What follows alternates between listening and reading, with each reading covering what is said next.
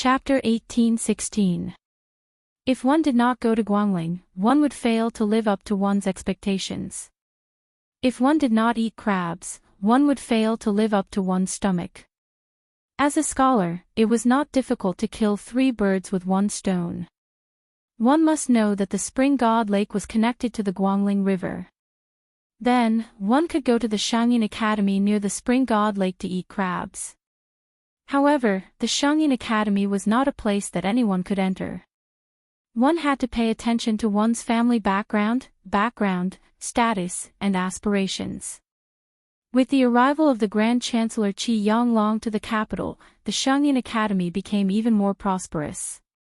The former Minister of War Liu Baijie, who was known as the Tongxi Sword Sage, seemed to have been demoted to the Guangling Jidushi. The first thing he did was to go to the library of the Shangyin Academy to borrow books. He made an appointment with the administrator Wang Xiongui to sharpen his knowledge for more than half a decade. This pushed the reputation of the academy to its peak. Under such circumstances, the influence of thousands of scholars at the beginning of Xiangfu gradually dissipated from the map of the Central Plains. In the Shangyin Academy, which was now known as the Jiangzhou Hanlin Academy, there was a woman named Teacher Ji Shang who was even more dazzling. She was Yu Yue, who taught music and miscellaneous in the academy. Yu Yue's father was a teacher of the academy. Her mother was the famous chief swordswoman of the West Chu royal family. Her sword dance was one of the magnificent 8 masterpieces of De Chu, which was as famous as the Grand Preceptor Li Mi's Go. Yu Yue herself was a very charming woman. Therefore, her teaching at the Shangyin Academy attracted a lot of attention.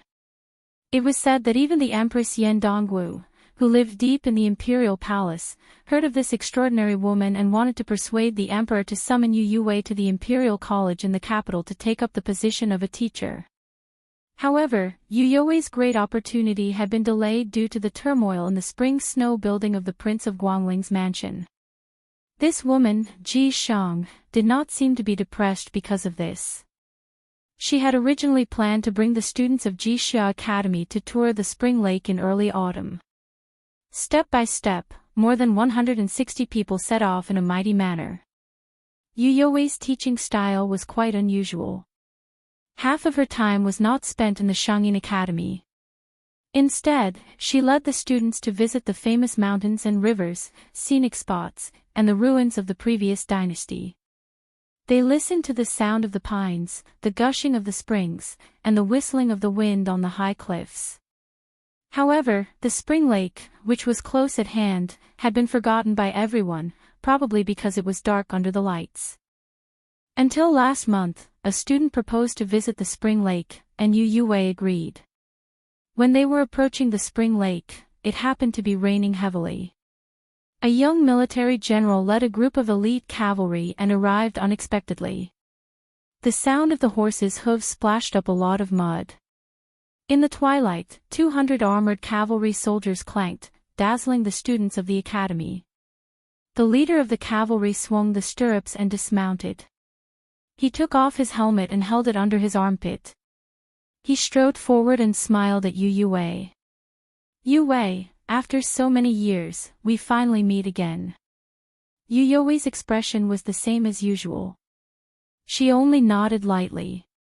Like the students of Jixia, she wore a thick straw raincoat that covered her figure. Even so, she was still lovely and moving. When the scholars of the academy around her recognized the identity of the newcomer, most of them cried out in surprise. Their eyes were filled with passion, worship, and reverence. It turned out that this person was Qi Shentz, who had graduated from Shangyin Academy. When Qi Shentz was studying, he was known as one of the 8 elites of the academy along with Ko Jianghui, Xiao Kai, and the others. In just a few years, he first relied on his illustrious family background to serve under the commander of the southern expedition, Lu Xingxiang. However, he started out as an ordinary soldier and made a name for himself at the end of the Battle of Guangling Road. With his outstanding military service, he was quickly promoted on the battlefield. After West Chu was destroyed, the imperial court rewarded meritorious officials. Qi Shentz was once again promoted to the ranks of military officers with real power. This time, during the Great Change in the Spring Snow Building, Qi Shentz benefited from the disaster and stood out. He truly entered the eyes of the entire world. It was rumored that the king of Yan, Zhao Bing, and the king of Shu, Chen Jibao, each chose one person. The king of Yan chose the powerful general of the south, Song Li, for his own use. The war saint in white was the only one who was impressed by Qi Shentz, who was a rising star among the younger generation. Therefore, when the scholars of the Shangyin Academy talked about his Shixiang Qi Shentz, they liked to call him 3 steps to heaven. After the 2 vassal kings joined hands and announced to the world that they had officially started the war, other than the elites of the southern Jiang crossing the river and entering the Guangling Road, large amounts of western Shu soldiers also entered the central plains. The king of Jing and Zhao Sun, who had won the 4 words loyal, fierce, brave and resolute through 2 battles to the death, had disappeared for some reason. He was not under house arrest in the Spring Snow Building like Liu Baijie and Wang Xiongui, nor did he speak out for the Zhao family of Liyang in the vassal king's territories. This change caught the imperial court off guard. As Lu Xingxiang and Su Gong were moved to the border of Jizhou, and the Minister of War, Wu Zhongshuan, was also summoned to the capital, although the army under him did not follow him to the north, the situation was very unfavorable. They had no choice but to avoid the sharp edge. Before the imperial edict from Great Peace City arrived, the leading general retreated 400 miles to the north and set up camp at the southern border of the capital. The Liyang emperor urgently summoned the great pillar state Gu Jianteng, Lu Xingxiang, Su Gong, and the Huai Jidushi Kai Nan to the capital. Only at this time did the Liyang imperial court suddenly realize that there were not many trustworthy generals. Thinking back to the past, Yang Xinxing, Yan Jinchuan, Ma Lulang, and the other old generals, which one of them was not enough to hold their own in the army? At this time, the resignation of the Imperial College Chancellor, Yao Baifeng, due to illness seemed especially unsurprising. It was not as eye-catching as the rise of Qi Shentz. Qi Shentz stood in the heavy rain. Raindrops fell heavily on the precious armor he had taken from the Guangling Prince's mansion's treasury. The sound was crisp and continuous, and there was a vague, indescribably vigorous aura of metal. He and the woman not far away spoke some simple words of reunion after a long separation. When he spoke to her, he stared into her eyes, hoping to find a trace of joy, relief, or surprise in her eyes. Unfortunately, there was none. Other than the standard war blade hanging from Qi Shentz's waist, he also had the 12th famous sword of the Dongyue sword pool, Ling Long. His gaze shifted slightly to the surface of the Spring God Lake. He then withdrew his gaze and said with a smile, "Yue, I was once a comrade with the new Qingzhou Navy Admiral, Sir Liu. I heard that you were going to tour the Spring God Lake, so I specially asked him to give you a yellow dragon ship for you to use. Don't worry, there will be no battles in Guangling in the near future. You can enjoy yourselves to your heart's content." Yu Yue nodded and did not refuse his kindness. She said indifferently, "I thank you on behalf of the students, General Qi." Qi Shentz wanted to say something but stopped. In the end, he did not say those hurtful words. For example, he heard that in these troubled times, there was going to be a wedding in western Beiliang Prefecture. Qi Shentz took a deep breath and smiled. He put on his helmet again and said in a deep voice, "Take care." Yu Yue was startled. She then smiled with more sincerity. She nodded and said, "You take care as well." The giant ship gradually approached the shore. Her group boarded the ship, while his cavalry remained on the shore for a long time. Just as the yellow dragon ship completely disappeared behind the curtain of rain, another group of elite cavalry arrived at the shore of the Spring God Lake. Their leader was about the same age as Qi Shentz, but his current rank was even higher than Qi Shentz. He was the former general of Ji Prefecture, Yuan Tingshan. He was the son-in-law of Gu Jiantang of the Great Pillar State and the current master of the Wild Goose Castle Private Cavalry. He and Song Li had pledged their allegiance to the king of Yan, Xiao Bing, who was marching north with great momentum. However, he regretted not meeting Qi Shen sooner. It was just that the two of them had an ordinary relationship with His Royal Highness Xiao Zhu of Yan. Yuan Tingshan wiped the rain off his face and teased loudly, I'm late, I'm late. I didn't get to see that magnificent master Yu. Qi Shen lamented in a low voice, you're late. I'm late too. Yuan Tingshan couldn't hear him clearly, but he could clearly see Qi Shen's despondent expression. He lamented his misfortune and was angry at his failure to fight.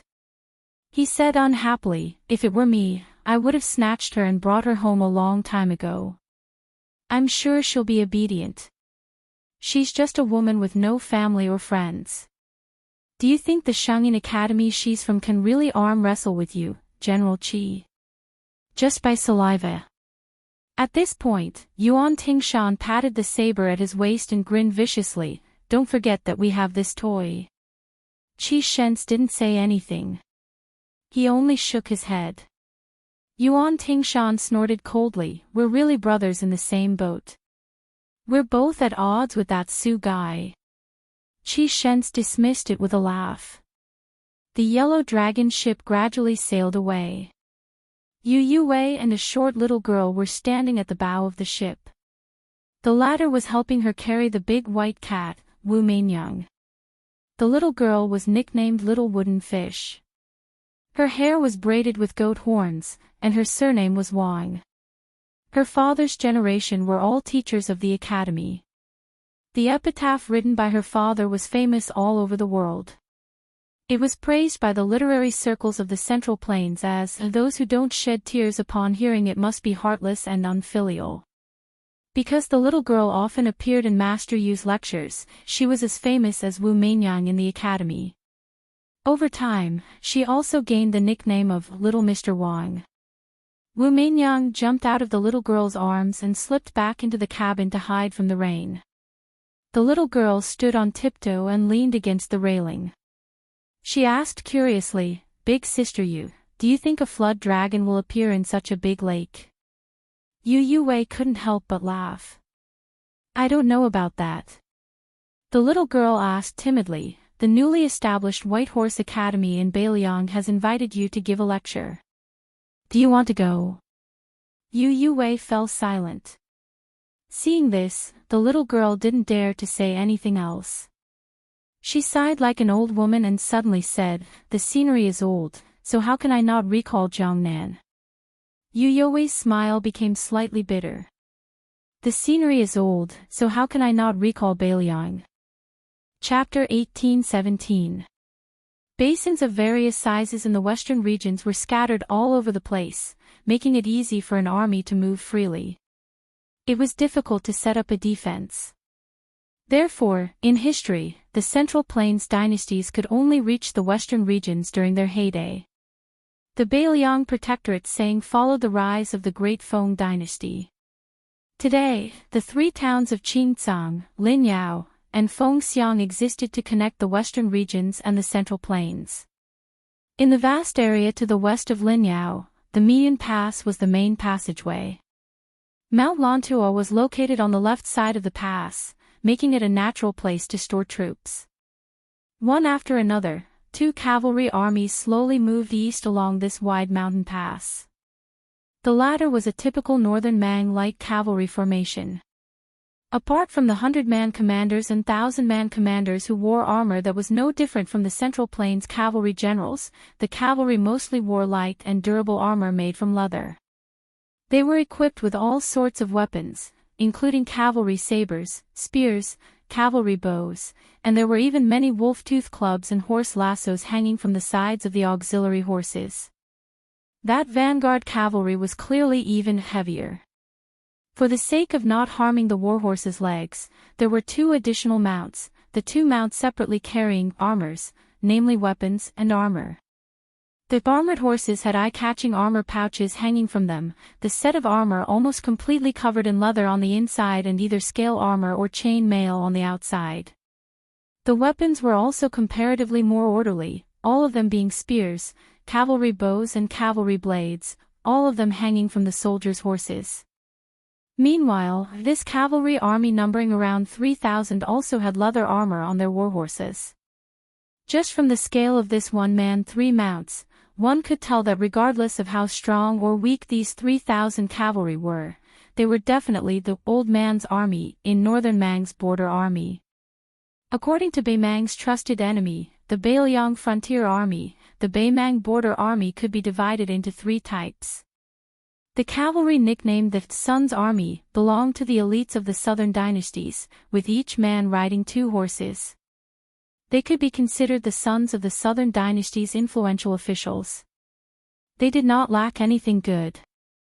Their horses were excellent, and their armors were excellent. The cavalry of important military towns such as the tile-building gentleman's pavilion were among them. As for the Sun Zijuan army, they were much inferior. In the eyes of the cavalry outside Bailiang, especially outside the Liangzhou Pass, they were no different from military exploits on horseback. There was also a powerful cavalry force known as the Laozi Army, which was not to be underestimated. They had as many as 3 or even 5 auxiliary horses. For example, Dongzhuo's private cavalry, Hong Jingyan's Ruan Iron Cavalry, and the personal troops of the Baimang generals such as Lu Gui and Yang Yuanzhan were all like this. Although their numbers were small, their combat power was extremely strong. There was no situation where they did not dare to fight to the death due to the disparity in numbers.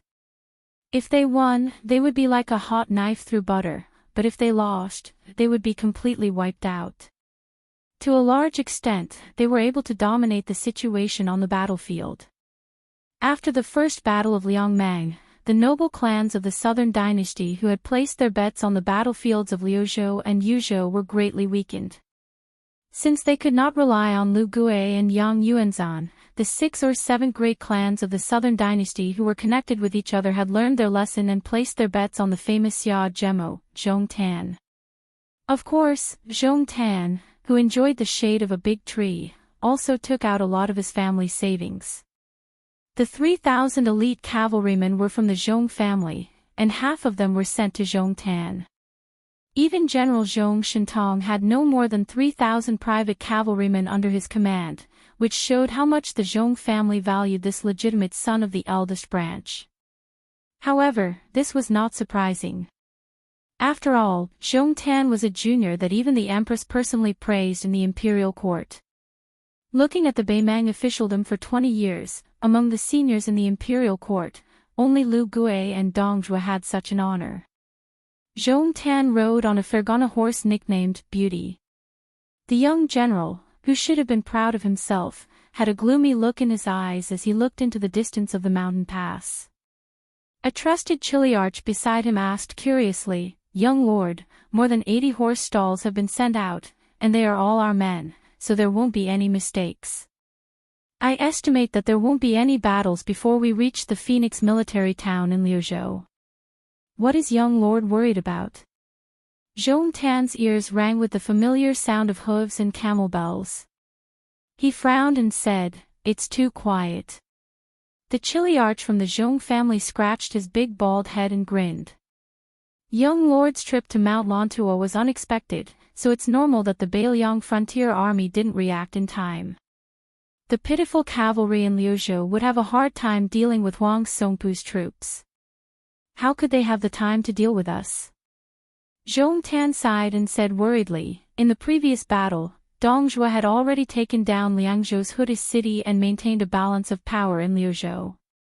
In the end, they lost the entire battle because Yuzhou lost too badly. This time, the battle is to the north of Bibei city, but the key to victory is in Liuzhou. What I'm afraid of is that I'll lose in both wars because of where I am. The chiliarch hurriedly interrupted Zhong Tan's unlucky words and said resentfully, "Young lord, don't jinx it." Zhong Tan laughed self-deprecatingly. Then, with a determined look in his eyes, he said in a deep voice, "Keep an eye on the horse fence at the front and send back spies. If there are any abnormalities, our 3,000 cavalry in the vanguard will prepare for battle and rush out of Mount Miyun as quickly as possible." We must ensure that the 6,000 cavalry behind us can spread out their formation on flat ground. The reason why Xia Zhemo personally led 3,000 cavalrymen to open the way was that he was worried that they would be blocked in Mount Miyun. The 6,000 cavalrymen behind him, who came from various sources, might not be able to successfully block the sudden charge of Beiliang's cavalry. They might even be forced by the enemy to the point where the seawater would flow backward. If that happened, it would be a one-sided slaughter in Mount Miyun. Even though the monk soldiers of Mount Lantua were close at hand, it was of little significance to a cavalry battle where victory or defeat could be decided in a fleeting moment. Zhong Tan, who had experienced the bitter war at Huluku from the beginning to the end, knew very well that the superiority and inferiority of military strength on paper were all false. Not only did the battle at Liangmang prove this point, but the two young men, Xie Shibian and Ko Jianghuai, also proved this point with one unimaginable victory after another during the re-establishment of West Chu at Guangling Road in the Central Plains. Although Zhong Tan had a discussion with his father, Zhong Shintong, and his little uncle, Zhong Liang, beforehand, they believed that the dangerous situation in Liuzhou did not allow Beiliang to dispatch 20,000 cavalrymen to intercept them, and that once their military strength was less than 20,000 cavalrymen, then Zhong Tan's 10,000 cavalrymen and the nearly 10,000 monk soldiers of Mount Lantua who were about to rush to the battlefield would be in an invincible position on any battlefield to the west of Liuzhou. However, Zhong Tan never felt that there was anything inevitable on the battlefield. During the monarch's question and answer session at the imperial court in Xijing, Her Majesty praised this young man endlessly in front of all the important ministers. Zhong Tan did not say much, and said that there was nothing outstanding about him, and he could only be cautious in using troops. This was not only to give consideration to the face of Lu Gui, Dong Zhuo, and the other defeated generals, but more importantly, it was a true portrayal of Zhong Tan's disposition of troops. Zhong Tan muttered to himself, "As long as I get out of this Miyun Pass, even if you, Su Fengnian, have the ability to stir up clouds with one turn of the hand and rain with one turn of the hand in Liuzhou, it won't affect the overall situation. However, even if you have the courage to come and intercept me, can you really stop me?" Even though they were close to the exit, there was still some distance to go, and the latest military intelligence sent back by the stables didn't have any abnormalities. However, Zhong Tan suddenly narrowed his eyes and issued a strange military order. 3,000 vanguard cavalrymen, change horses. Put on armor. Zhong Tan took the lead and charged forward. If there were no Beiliang cavalrymen waiting outside the pass, then it would just be treated as a military exercise. In the art of war, there had always been a saying of attacking halfway, and it varied according to the time and place. A young and scholarly cavalry general raised his arm, and the 6,000 cavalrymen behind him suddenly stopped. He raised his head and looked towards the Miyun Pass about 3 li away. The 6,000 men behind him were all travel-worn, revealing exhausted expressions. One person riding 2 horses, both men and horses were exhausted. Logically speaking, under such circumstances, without at least half an hour of rest and reorganization, their combat strength definitely wouldn't recover to its peak state. The best divine steed under the heavens could roughly run 300 li in a day. The so-called 600 li or even 800 li of haste were all obtained through the exchange of horses at the relay stations and the huge price of not being held accountable for the deaths of people killed by the courier horses. In reality, the key to determining a cavalry's speed was the stamina of the cavalry's most inferior warhorse. Those famous long-distance raids were all built on the premise of harming the horses. To put it simply, they had to continuously run the weak supporting horses to death to ensure the warhorse's stamina and charging power on the battlefield. Otherwise, how could a cavalry that would be exhausted after 2 or 3 charges cause any damage to the enemy? Chapter 18:18. For this attack on the western regions, the Beiliang Protectorate and the Liuzhou Provincial Governor's Office both required him and the other cavalry to do their best to intercept Zhong Tan's 10,000 cavalry and force the monk soldiers of Mount Lantua behind him to enter the Qingcang main battlefield in Liuzhou as late as possible. Thus, in the final analysis, this interception battle did not require great results. It was just to buy time for the Yuan-Dao cavalry to penetrate deep into the enemy territory and the main Long-Xiang army. It was easy to fight, but it was also not easy to fight. The conservative way of fighting was to ignore the Mount Lantua infantry and monk soldiers. They only needed to endlessly tangle with Zhong Tan's cavalry to open the way. In this way, the mission would be considered complete. But as the two cavalry forces traveled side by side, he proposed an extremely risky idea, a radical plan that would make it difficult for the two cavalry forces to fight. He originally thought that the young man nicknamed Chow Shorty and Winter Melon would resolutely reject the idea and bring up the idea of looking at the big picture. However, this young Bailiang cavalry general, who was fighting side by side with him for the first time, actually agreed without a second word. Not only that, he took the initiative to take on an even more suicidal mission. His reasoning was that Chow Wei had more men under his command and that General Chow's ability to lead and fight was greater. At the same time, he did not know whether to laugh or cry. At the same time, he also had a somewhat inexplicable feeling. When he was in Guangling Road, he was used to shouldering all the burdens alone. He was used to the heaviness of having tens or even hundreds of thousands of soldiers all tied to his shoulders.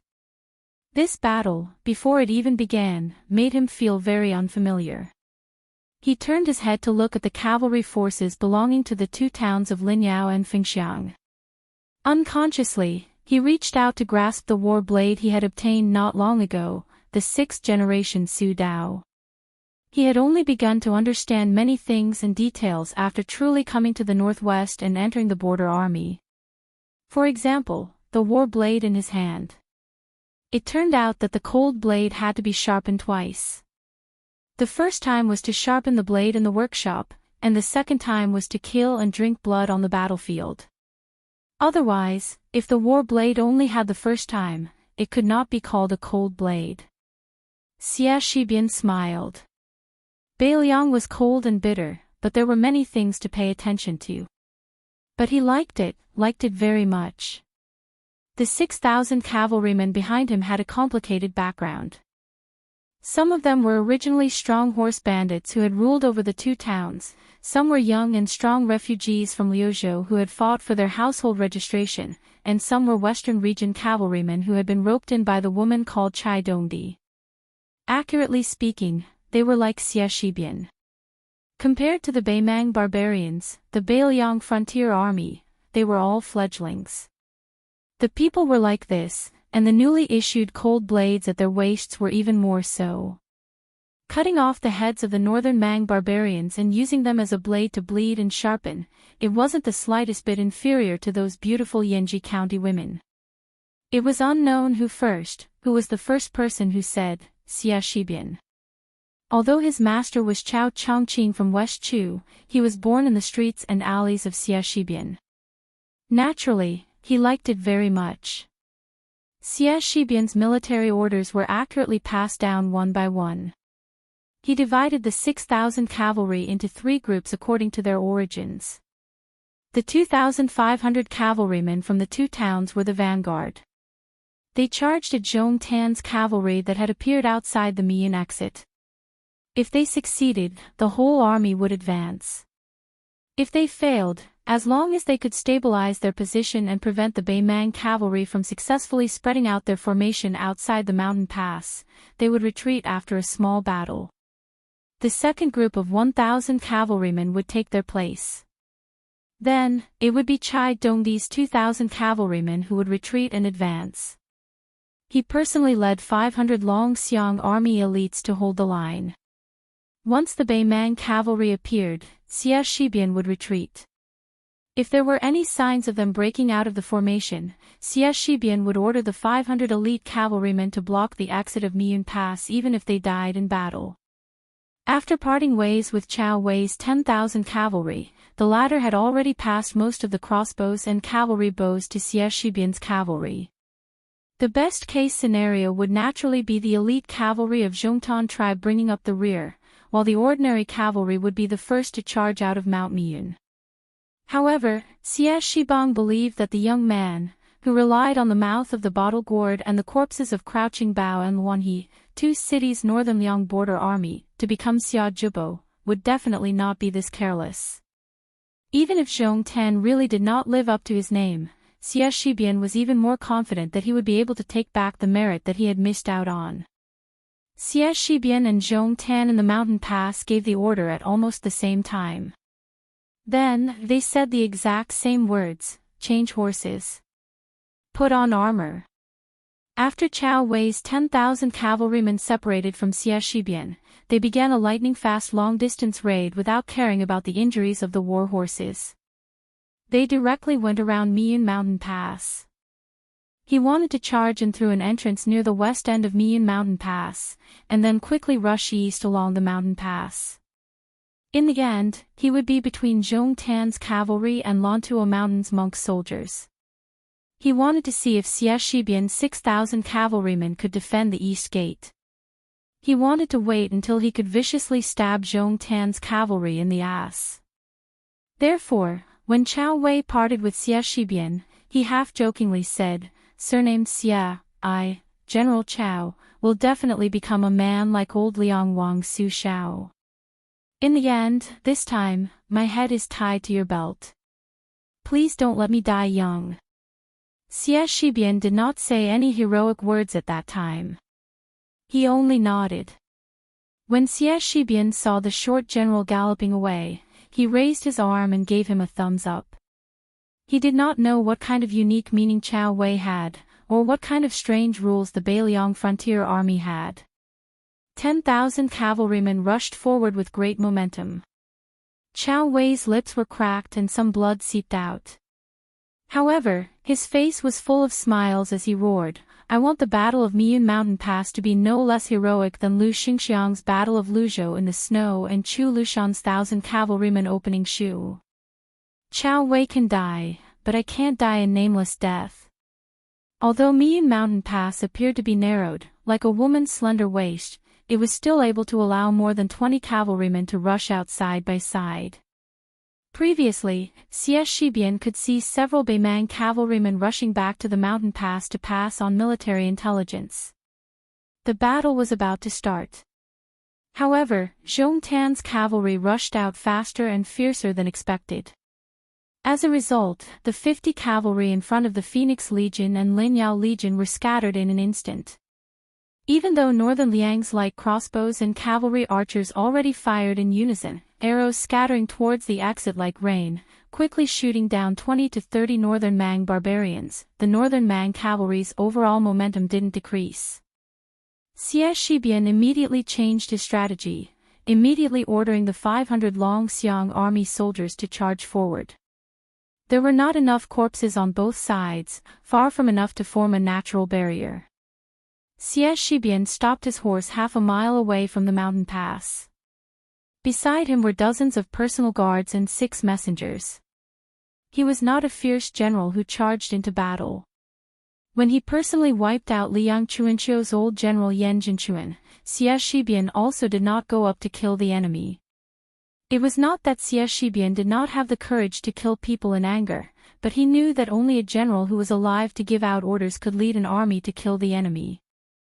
Not only did Xie Shibian send those 500 elite cavalrymen to their deaths, he even gave a military order. If they fell off their horses and did not die, please do your best to kill the horses. Xie Shibian thought back to those resolute faces. After hearing this order, almost everyone's eyes were filled with pain. In the end, they all silently rode their horses away. After the 500 Long Xiang elite cavalrymen rushed to the battlefield, Xie Shibian expressionlessly ordered the cavalry of the 2 towns to spread out in a semicircular formation. Once the 500 cavalry showed signs of retreating, or when there were only 50 cavalry left standing on the battlefield, they had to fire at Miyun Pass without distinguishing between friend and foe. The deputy generals of Linyao and Feng Xiang wanted to say something but stopped. They gritted their teeth and accepted the order. Then, Xie Shibian had Linyao and Feng Xiang open up a path for 20 cavalrymen to charge forward side by side at the top of the fan. He had 1,000 young vagabond cavalrymen get ready, gathering all the spears in the army and distributing them to these young vagabond cavalrymen.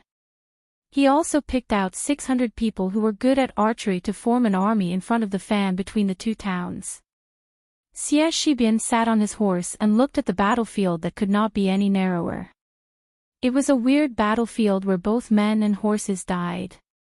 Although he could not see the situation within Miyun Mountain Pass, he could imagine the dense iron armor squeezing together like a swarm of locusts, like a nest of ants. If the Fu Shui Room's report had a mistake, the monk soldiers of Lantuo Mountain did not need to be reorganized. They would have gathered together with Zhong Tan's cavalry. If Chao Wei's cavalry did not advance quickly enough, or if they appeared on the battlefield, they were already at the end of their rope. If Xie Shibian could not defend this pass, as long as one of those was true, then the Battle of Liuzhou would be in a terrible state. At this moment, for some reason, Xie Shibian thought back to that young man who always seemed to smile warmly. That young man who personally suggested to him to walk around and see more things. Xie Shibian took in a deep breath and muttered to himself in a voice that only he could hear, "You left 500 seeds for to chew. How can I not repay you with my life?" From today onwards, there was no more General de Chu Xie Shibian. Only the Beiliang Frontier Army Xie Shibian. Chapter 18-19. Outside Beiliang Pass, there was the sound of horse hooves. It was like the sound of an old chick, endless and had been ringing for 20 years. Inside the pass, there was the sound of reading. It was like the sound of an old phoenix. The sound of reading came from a new academy. In Liangzhou, there was a new White Horse Academy. Unlike the previous Green Deer Cave Academy, which was located in the mountains and forests, this academy was built in the downtown area of Liangzhou. Yao Baifeng, who had just returned from the capital, was the first head of the academy. Not only did the Qingliang Mountain Palace gift 6,000 scrolls, but the king of Beiliang, Su Fengnian, personally bestowed a plaque. Beiliang's Dao administrator Li Gongda, the new Liangzhou provincial governor Lu Dongjiang, and the Yuzhou provincial governor Huang Yan all personally gave books to the academy. For a time, the officials and nobles of Beiliang followed suit. This allowed the White Horse Academy to complete an unprecedented feat on the first day of the academy's establishment. There were 10,000 scrolls in the library. Thus, the library was named after 10,000 scrolls. At the same time, Yao Baifeng created a new sage hall in the academy, sculpting the statues of the sage of the Zhang family and the 10 sages and 36 sages. At the same time, Yao Baifeng set up a monument to start the academy. He emphasized that scholars entering the White Horse Academy should preach and seek benevolence. Therefore, he didn't teach the imperial exams, art, which was the foundation of the imperial exam. This was obviously contrary to the study of the imperial exam. Other than Yao Baifeng as the headmaster, the renowned White Lotus of Mount Longhu, Baiyu, and the former provincial governor of Lingzhou, Su Beiji, were both deputy headmasters. The mountain master of Green Deer Cave Academy, Huang Shang, and other great Confucian scholars of the Central Plains, who had rushed to northern Liang to take root, also promised to come to White Horse Academy to give lectures on time. It was even rumored that Chancellor Wang, who had led thousands of scholars to northern Liang, had also promised to contact Shangyin Academy and promised to recommend a Mr. Ji Shang from Shangyin Academy, which was known as the source of all the scholars in the world, to teach in northern Liang. As a result, White Horse Academy, which originally only accepted 80 people, was flooded with people.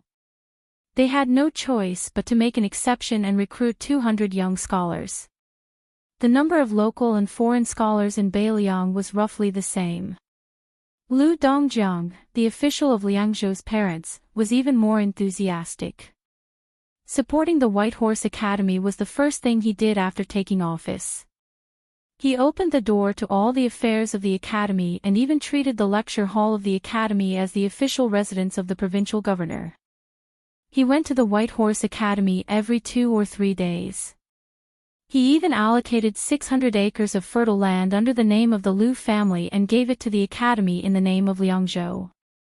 This made the officials of Beiliang, who had a lot of complaints about the Liu family, look at the Liu family in a new light. Even the deputy administrator Song Dongming, who had been estranged from the Liu family, once again invited Liu Piao, who had once been famous for his calligraphy, to a private banquet. At the beginning of autumn, a carriage slowly drove to the downtown area of Liangzhou City. The carriage was very ordinary, and there were no retainers following it. The coachman was a middle-aged man who didn't look like a coachman. The curtain of the carriage was lifted slightly, and the man in the carriage quietly looked at the scene on the street. Some shops had changed their signs, and some stalls had disappeared. Some restaurants were still selling green ant wine, and some inns had taken over their father's business. When the carriage passed by a newly opened shop, the carriage slowly stopped. The coachman quietly waited for the owner's orders. He didn't dare to speak without permission, reminding the people of the academy that they were patiently waiting for his arrival. The young man holding the corner of the curtain looked at the shop. He remembered that every time he returned, he would go there to buy a big bag of spiced beef wrapped in oiled paper. He had met Miss Hehe there. At that time, he had never thought that the old owner of the shop was Huang Sanjia. At that time, Hehe's strange big cat was still alive. He remembered that he had reunited with Miss East and West in this area. It was also the first time he saw the little monk from North and South who wanted to become a Buddha and burn his saraira. There was also a monk from Mount Lantua who insisted that he go to the western region to dual cultivate with the white-clothed bodhisattva who would become a goddess at the gate of Xiangfan City in the future. At that time, he thought that she was an old cow eating young grass. She was too shameless, and he was too disadvantaged, so he didn't agree. Later on, he regretted it so much that his intestines almost turned green. However, when he thought about it now, he just smiled and let it go. The female bodhisattva with a head full of black hair was different from the girl who he mistook as a banished immortal when he first met her when he traveled the Jianghu. These beautiful women, when they had the chance to get close to someone, they would lose their feelings of love. When they saw her, they would still think that she was pretty, but they didn't need to have her. When they didn't see her, they wouldn't miss her. He put down the curtain and said softly, "Steward Song, let's go to the White Horse Academy." Steward Song was the chief steward of the prince's mansion on Mount Qingliang in Beiliang. In Beiliang, he could be said to be the only one. The carriage stopped at the gate of the White Horse Academy. When Su Fingnian got off the carriage, he suddenly asked, "Are there not many assassins who broke into Mount Qingliang in recent years?" Song Yu stood respectfully beside the young lord. He bowed slightly and said calmly, "Your Highness, it's probably because those stupid Jianghu people have finally become enlightened. There hasn't been a single assassination in Mount Qingliang this year. It's very peaceful. Many people in the mansion are not used to it." Su Fingnian smiled and said, "It's indeed less fun to fish. By the way, it seems that there are also fewer wanderers who show up in public." Song Yu laughed softly and said, "It's too difficult for the Jianghu masters to show off their skills in front of your highness." The White Horse Academy didn't mobilize a large force to welcome them. Su Fingnian stood on the street, looked up at the plaque of the White Horse Academy, and said with emotion, "I never thought that there would be a day when an academy would open in Liangzhou." Song Yu said, "It's all thanks to your highness. Not everyone in the world is blind or has their hearts stuffed with lard. Justice is in everyone's heart." Su Fingnian nodded solemnly. "Song Yu, your flattery skills haven't dropped at all these years. Compared to other people's flattery, it's always better to be honest." Song Yu, who had followed his highness for as many years as Su Fingnian had been his highness, smiled brightly. He seemed to remember the absurd times when he was at his highness's beck and call. Song Yu's flattery skills hadn't decreased, and in recent years, his temperament had improved even more.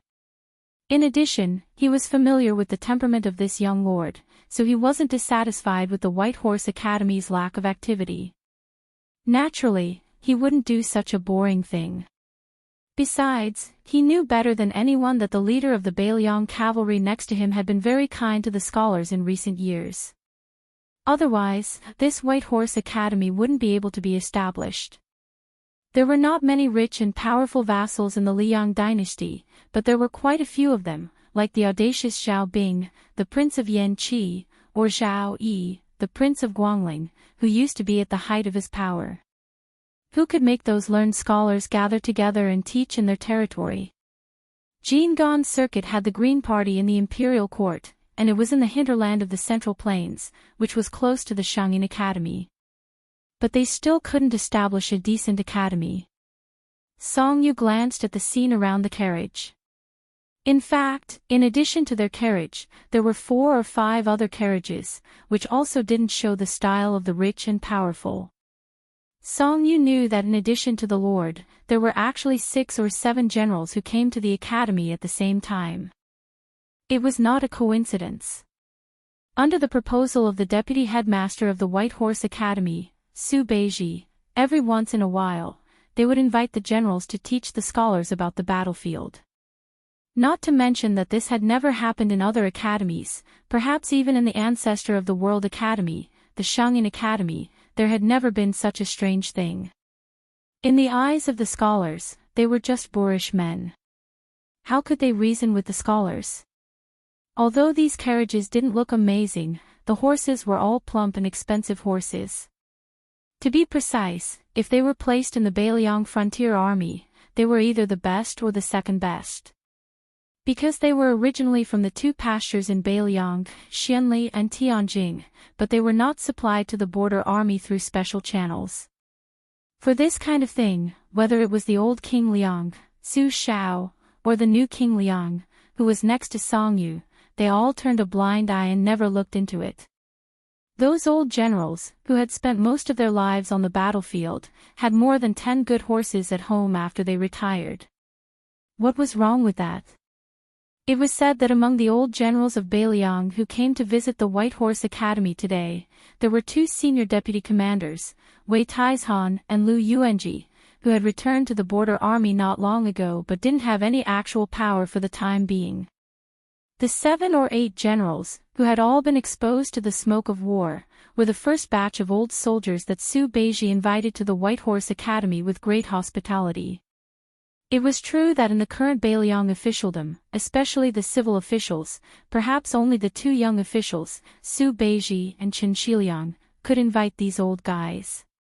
Even the administrator, Li Gongde, couldn't do it.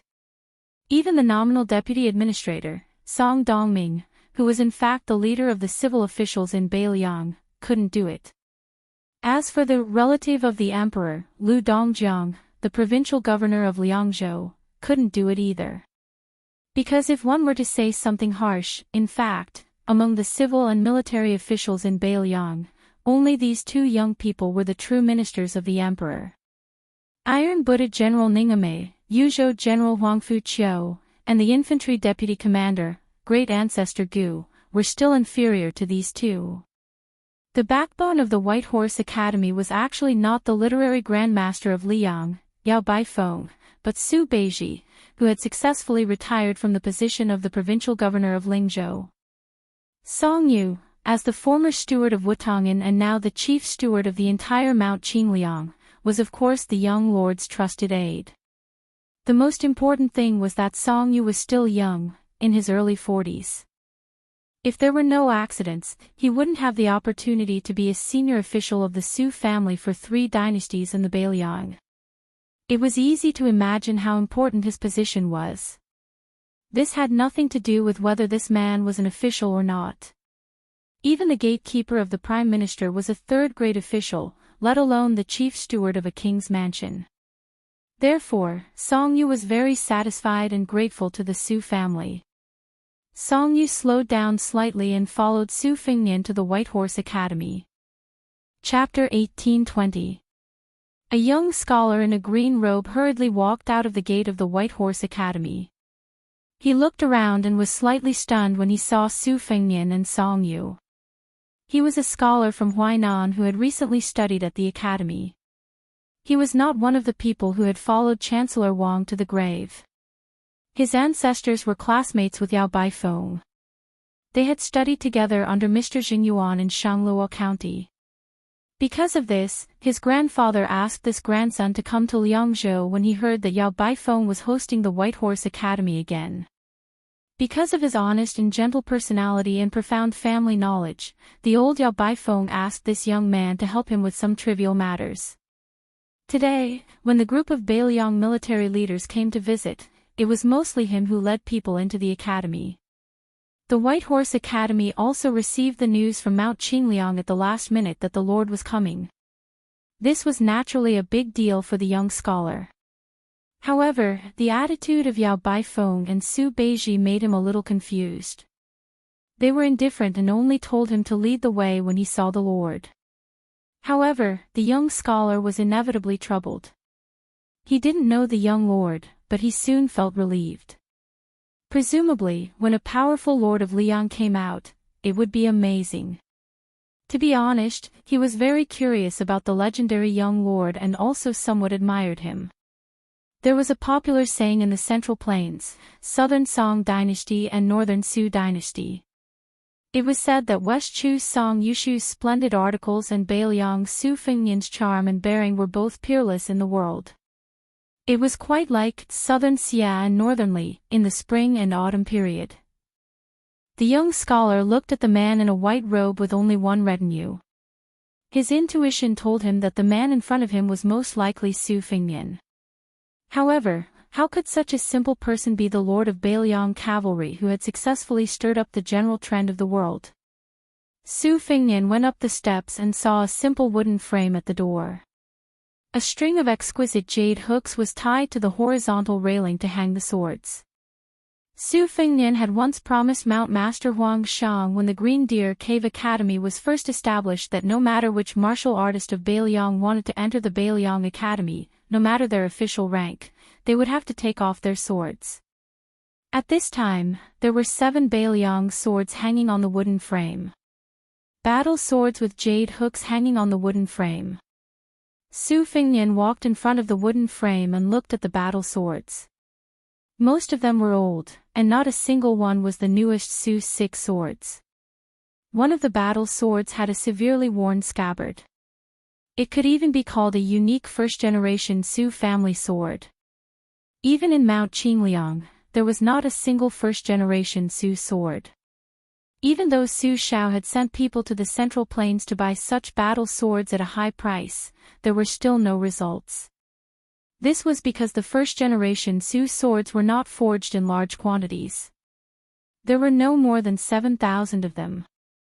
Secondly, the conditions at the time were harsh and the forging process was very crude. This resulted in the battle swords not being of good quality.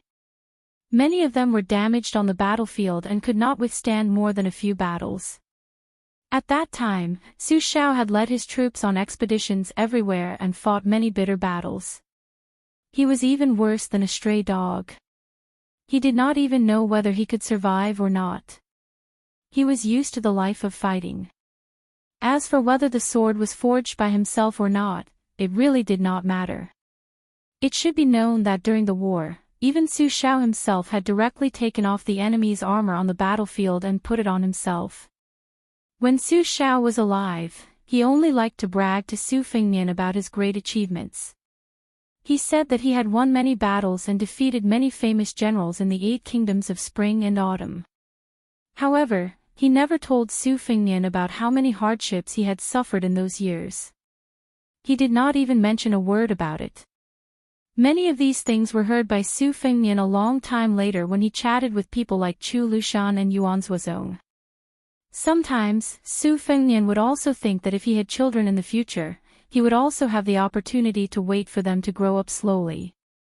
Probably like Su Shao, he would only tell them that their father had defeated many martial arts masters in his life, but would not tell them how many injuries and how much blood he had lost in those life and death battles.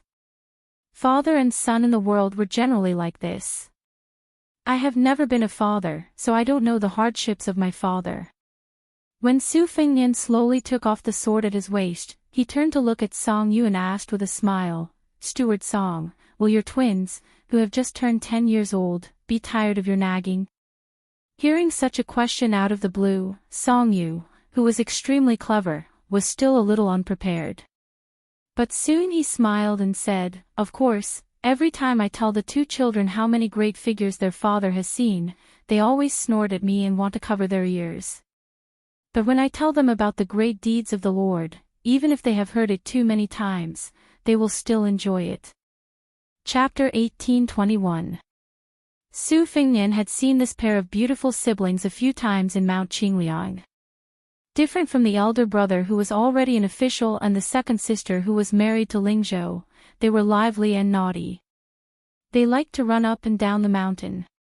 It was said that they had a good relationship with the young lady that Chen Shiliang brought from Gangnam-do, Hu Yan Dagwan's daughter, and the little green robe that Yu Groom left in the prince's mansion. They often played together. Once, Su Fengnian was walking on the long embankment in the middle of the lake alone in the morning. A group of children were squatting by the lake stealthily, fishing for carps with the crude fishing rods they made themselves. There were already 4 or 5 fat carps in the small wooden basin. As a result, he bumped into them. He deliberately coughed from afar. Song Yu's youngest son immediately overturned the wooden basin, told everyone to throw the fishing rods into the lake, and then ran away. Su Fengnian, who didn't know whether to laugh or cry, could only help these troublemakers retrieve the fishing rods and wooden basins from the lake and stay where they were. The carps in Tide Hark Lake had an extraordinary origin. They came from a natural pond at the top of a mountain in Liaodong. In the eyes of Qi cultivators, these carps were not ordinary creatures. They were born with golden scales and carried the luck of the mortal world. The carps in Tide Hark Lake were said to be worth 10 gold per tael. They had always been the dream of Beiliang's civil officials. The generals who followed Su Shao in the early years were all uncouth and had no interest in these things. Yan Jieshi, who had not betrayed Beiliang and went to Great Peace City at that time, also disdained to ask for them. Only Li Gongda shamelessly asked Su Shao for a few. Su Shao waved his hand and said that he would catch as many as he could and bring them home. At that time, Li Gongda, who was already the military governor of Feng province, really went to catch them himself. In the end, he caught 7 or 8 carps and brought them back to his own pond. It was said that the pond already had 100 carps. Of course, Su Fengnian and Li Hanlun both knew that Li Gongda would smile from ear to ear every time he looked at the pond, not because he liked those carps, but because those carps were all living silver. When the young scholar heard this conversation, he was shocked. He couldn't believe that the young man in front of him was really the king of Beiliang. He was the one who led the Beiliang cavalry to block the million-strong army of Beimang. After Su Fengnian removed the cold saber from his waist, he gently hung it on a jade hook at the edge of the shelf on the left. It was unknown whether it was a coincidence or not, but in this way, all 6 generations of the Su family's war sabers were gathered. The young scholar was a little frightened. He quickly bowed and said, Dai Yuanjie of Fengtang County greets the king. Su Fengnian said in surprise, Fengtang County of Ji Province. Who is Mr. Zhaoan to you? Are you the distant grandson of the Dai family? Dai Yuanjie was even more surprised. He hadn't expected that a grand vassal king would have heard of his grandfather. Their Dai family had once been a wealthy and influential family of the old northern Han. For the past 300 years, the family's descendants have been ranked according to the 8 characters, indifferent and clear aspiration, tranquil and distant. When it came to Dai Yuanjie's generation, it just happened to be the distant character. However, the Dai family was the same as many other wealthy families of the spring and autumn period. Following the conclusion of that unjust battle, the Dai family had fallen into decline. The family's descendants scrupulously followed the rules set by Mr. Zhaoan, studying but not becoming an official. The Dai family's library, the 800 Iron Sword Library, was one of the 6 great libraries of the spring and autumn period. In particular, it collected over 100 types of rare books, as well as innumerable copies and copies. After the old northern Han was destroyed by Su Zhao's troops, the Dai family's library, which had always been open to outsiders, was no longer open to the public. Even the family's descendants couldn't rashly enter the library to read. This well-learned young scholar raised his head and replied with a stern expression, "It is my ancestor." Su Fengnian's expression was somewhat awkward. Half of the Tide Listening Pavilion's rare books were extorted from the 800 Iron Sword Library by our Su family. If you have come to Bailiang to ask for those books, I will have someone organize them and do my best to return them to you. This was the first time Dai Yuanjie had heard of this secret. His grandfather had never mentioned this matter to him. For a moment, he was even more embarrassed than Su Fengnian. He was just a weak scholar. How could he have the courage to come to Bailiang and settle accounts with this northwestern vassal king? Su Fengnian smiled and said, "The books will only be collecting dust in the Tide Listening Pavilion. It would be better to return them to your Dai family. However, let me say this first. The books can be returned, but the prerequisite is that your Dai family library must not keep them to yourself. You must open them to the descendants of other clans and scholars from other places. You can first discuss this matter with teacher Jiaowen. Of course, this is a presumptuous request. Teacher Jiaowen might not agree, but it won't affect your studies at White Horse Academy. You, Dai Yuanjie, can relax. If it really doesn't work out, I will gift those books to White Horse Academy under your Dai family's name. You can also mention this matter to teacher Jiaowen in your family letter." After weighing the pros and cons, Dai Yuanjie felt as if a heavy burden had been lifted from his shoulders. He bowed once more and said with great admiration, "Your Highness is magnanimous." Su Fengnian couldn't help but laugh. He held back some of the words he was about to say. In truth, Su Xiao had relied on knives to borrow the books back then. It was only because the Su family still had hundreds of thousands of knives that the matter of returning the books had become so voluminous. In truth, the Su family was in the wrong in this matter. It was just that Su Fengnian didn't want to talk about this with a descendant of the Dai family. No matter how good a book was, if no one read it, it might seem valuable, but it was actually the least valuable.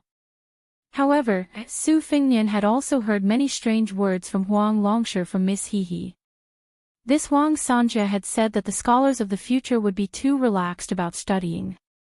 They would instead pay less attention to the painstaking efforts of the predecessors. As a result, there would be the helpless sigh of, "The ancients have already explained everything."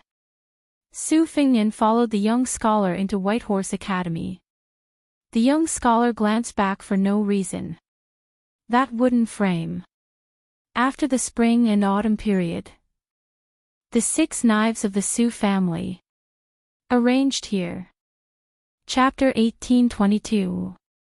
The White Horse Academy was built according to the old system of having a lecture hall in the middle and a study hall on the left and right. The 300 scholars lived in the 60 study halls on the east and west sides. There were only 19 teachers teaching in the academy all year round, including Yao Baifeng and Su Beiji. The vice headmaster Bai Yu still needed to take charge of the official affairs on Mount Qingliang.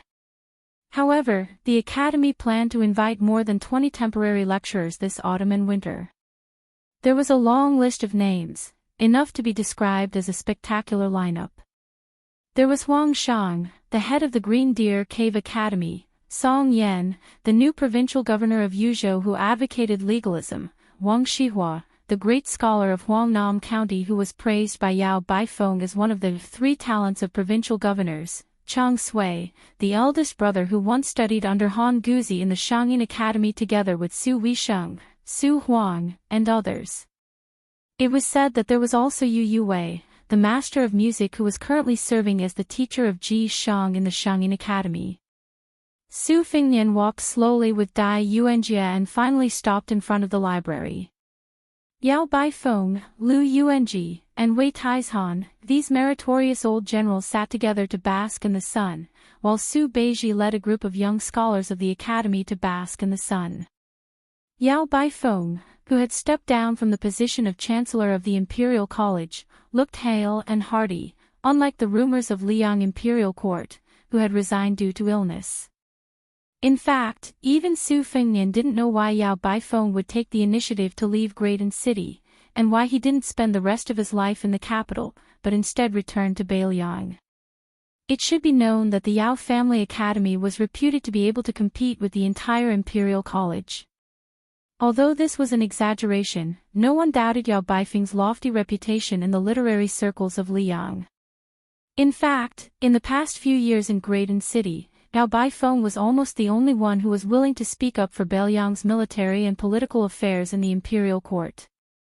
Su Fengnian believed that if he hadn't disobeyed the emperor of the Zhao family, then with Yao Baifeng's reputation and knowledge, he would have long been able to rise to the center of power in Liang, standing shoulder to shoulder with Huan Wen, Zhao Yuling, and Yin Mao Chen, instead of staying in the imperial college that had a clear reputation but no real power.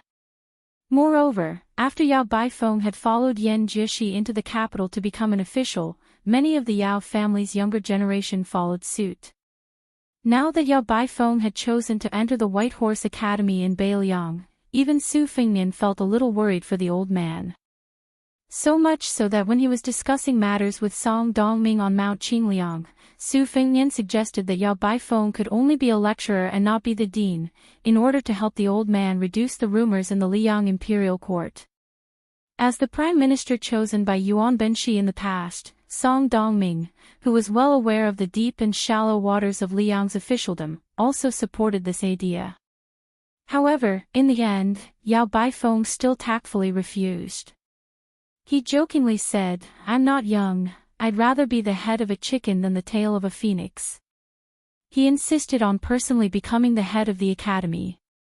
Mount Qingliang, or rather, Su Fengnian, couldn't dissuade this venerable scholar, and could only let Yao Baifeng take charge of the White Horse Academy. Seeing Su Fengnian's arrival, Lu Yuanji and Wei Taizhan, the two deputy commanders of the Beiliang frontier army in the early years, did not dare to take advantage of their seniority and immediately stood up to welcome him. This was especially so for Lu Yuanji, who was unaware of the fact that the younger generation of his family had run amok in the countryside. On the eve of Su Fengnian's succession, Lu Yuanji had been scolded by his former colleague, Lin Dofang, to the nose. Fuming with anger, Lu Yuanji rushed back to his mansion, and the first thing he did was to summon all of his unfilial descendants, who were all respectful in front of him, to the ancestral hall. With an attitude that showed that he was not afraid to kill the wrong person, he made all of the younger generation of the Lu family kneel on the ground and personally whipped each of them 100 times with a leather whip. 7 or 8 people fainted on the spot, dripping with blood. The women of the Lu family outside the ancestral hall were so scared that they did not even dare to cry out loud. When 3 of the 7 stewards of the Tianfu were beaten to death, the study companions of the younger generation of the Lu family all packed up and left. From then on, the Lu family became very strict. Lu Yuanji even closed his door and refused to see any guests. It was not until the commander of the left cavalry, He Zhong, suddenly sent word to him that he and his old men were to return to the frontier army that Lu Yuanji finally showed his face. Otherwise, this old general probably did not plan to have any dealings with his former comrades in this lifetime. These generals of Beiliang, who had experienced the wars of the spring and autumn period, had made great contributions, were unruly and difficult to tame, and refused to be restrained. This was naturally the truth. However, there was one thing that was different from many of the founding heroes of Liang, and that was, they harbored an indescribable and deep-rooted deep complex toward the Su family, or rather, toward Su Shao. If Yan Jinchuan, Yang Xinxing, and Ma Lulang, these great generals of Liang helped the old emperor to conquer the Su family's country, then Yan Wenluan, Wei Taizhan, and Lu Yuanji, these valiant generals, followed Su Shao to conquer the Su family's country. The difference of one word was like the difference between heaven and earth. It was very simple. Su Shao shared weal and woe with them, went into battle together, and fought together. There was not only the friendship between a ruler and his subject, but also the brotherhood of fellow soldiers who exchanged their lives for his. In the imperial court, it was difficult to understand, and it was the hardest to see the true heart. On the battlefield, in the moment of life and death, it was the easiest to see one's nature. Before and after the infamous Su Fengnian became the king of Beiliang, undercurrents surged. The original commander of the cavalry, Zhong Hongwu, was killed. In private, it was said that it was not killing the chicken to warn the monkeys, but killing the tiger to warn the wolves. From this, it could be seen how swift and fierce the atmosphere in Beiliang was. When Su Fengnian led the Lingzhou generals as the heir, even if Su Shao was still alive and controlled the Lingzhou officialdom, there was still that disturbance. After Su Fengnian greeted everyone, he saw the old soldier of the Lotus Seed camp, Lin Dofang, and suddenly realized that the Su family's first-generation war blade must have been this one-armed old man's treasure. He remembered that in the early years, Su Shao had mentioned it many times, saying that if there was still a first-generation Su Dao in the world today, it would most likely be the one that he personally gave to Lin Dofang as a token of the marriage between the two families. However, later on, Lin Dofang did not have any children. After this first-generation general of the Lotus Seed camp became disheartened, he also disappeared without a trace in Beiliang, so the marriage could only be cancelled. The current general of the White Feather Light Cavalry, Yuan Nanting, was from the Lotus Seed camp.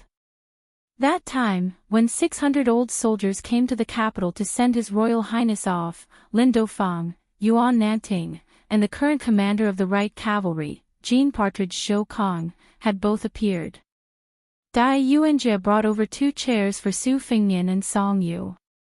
After Su Fengnian took the chairs, he did not rightfully occupy Yao Baifeng's seat in the middle. He just casually placed them next to Lin Dofang and sat down. As for the head housekeeper of Mount Qingliang, Song Yu, he simply did not take the chairs. He smiled and shook his head in refusal, holding his breath and standing in the distance with rapt attention. Yao Baifeng took all of this in. He smiled slightly, and then his expression turned serious. He went straight to the point and asked, "Your Highness, may I ask if Mount Qingliang has interfered with the incident in Guangling Road spring snow building?" The sun of early autumn was warm and gentle, but after Yao Baifeng threw out this question, even Lin Dofang, Wei Taizhan, and the other old generals felt their hearts palpitate. Their originally leisurely sitting postures instantly became stiff and tense. Su Fengnian's expression was as usual. He gently shook his head and smiled. "I would like to have some connections, but unfortunately I don't." Yao Baifeng stared at the young vassal king's slightly long and narrow eyes, speechless for a long time.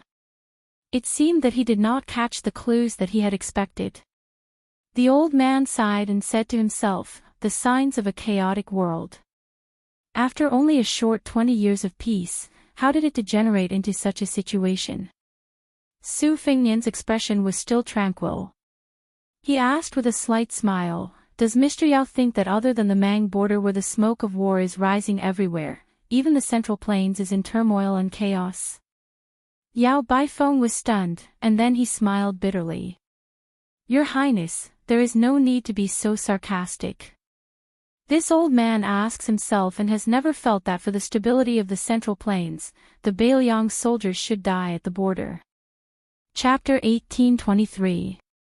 Su Fengnian pondered for a moment, then slowly said, "Today's chaos in the Central Plains is hard for the imperial court to absolve itself from the blame. Li Yang removing the feudal vassals and suppressing the power of the local generals are 2 things in the right direction, but the specific methods used are too cruel. For example, Yan Jinchuan and Yang Shenxing, these old men who hold military power, are undoubtedly loyal to the Zhao clan. And that Zhao Ying, the Duke of Huainan, actually didn't need to die on the battlefield at all. On the contrary, these people are the source of Li Yang's vitality. Letting them die of old age and illness, although sloppy, is far better than using a deliberate Guangling war to cleanly seize power from the dead. Also, the civil and military officials of Li Yang are not fools.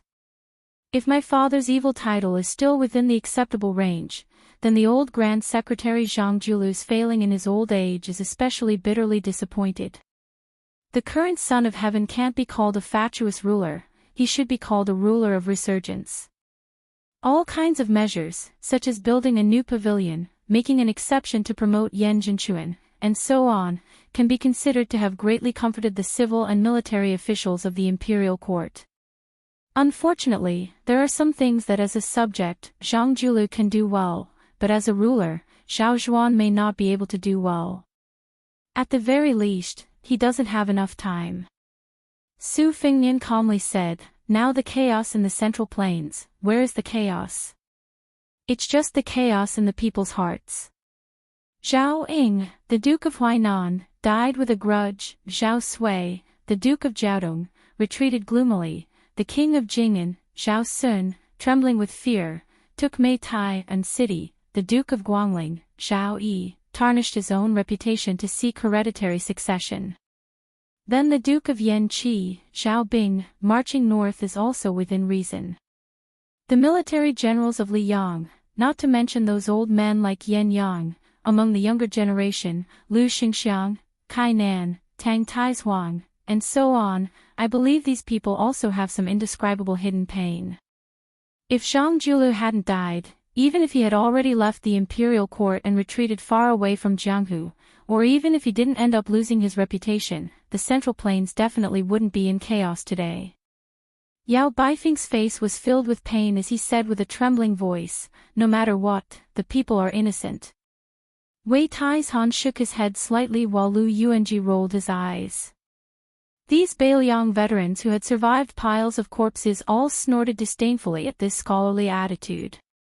Su Fengnian said calmly, ever since the founding of the Great Qin Empire, for the past 800 years, there have been constant wars. Which dynasty's people are not innocent? Moreover, the teacher's words of no matter what were too understated. Even if the Emperor Zhao Zhuan had thousands of excuses, as long as he was still sitting on the dragon throne, this disaster would have to be borne by him. Just like how I, Su Fengnian, blocked the Beimang's horse hooves and didn't allow them to drive straight into the Central Plains, I don't care if the imperial court doesn't care about my good intentions. If I couldn't block them and lost the Second Battle of Liangmang, I wouldn't care if I was cursed in the annals of history or if the people of the Central Plains were to curse me behind my back. Su Beiji, who was crouching not far away and flipping through books to dry them, turned his head and coughed heavily. He said unhappily, these big words, bullshit, and unlucky words, don't say too much.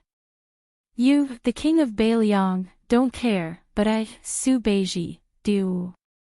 Also, Teacher Yao is the dean of our White Horse Academy, so you'd better be more polite. Su Fengnian was speechless and somewhat deflated.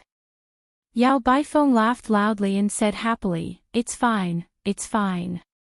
Today, your highness is willing to say these unpleasant words. This old man whose neck is buried in the yellow earth is very happy, very happy. Lu Yuanji chuckled and said, of course. Our prince is a true Bailiang man, an honest man. He's never said the bullshit bureaucratic words of the Liang imperial court. Lin Dofang laughed and scolded, your highness's ancestral home is Jinzhou of Liaodong. Moreover, you weren't born in Bailiang. You, Lu Laosan, have flattered countless times in your life, but you've never been able to show your face. Lu Yuanji wasn't afraid of the heavens or the earth, and he respected and didn't fear General Su Shao. He was only afraid of Lin Dofang, his old brother who had gone through fire and water with him. Otherwise, in the entire Bailiang, only Lin Dofang had rewarded Lu Yuanji with a few punches. If it weren't for Wei Taizhan and the others desperately stopping him, Lu Yuanji would probably have been kicked countless times. Wei Taizhan wanted to say something but stopped. Su Fengnian's eyes were sharp. He said gently, Old General Wei, if you have something to say, say it.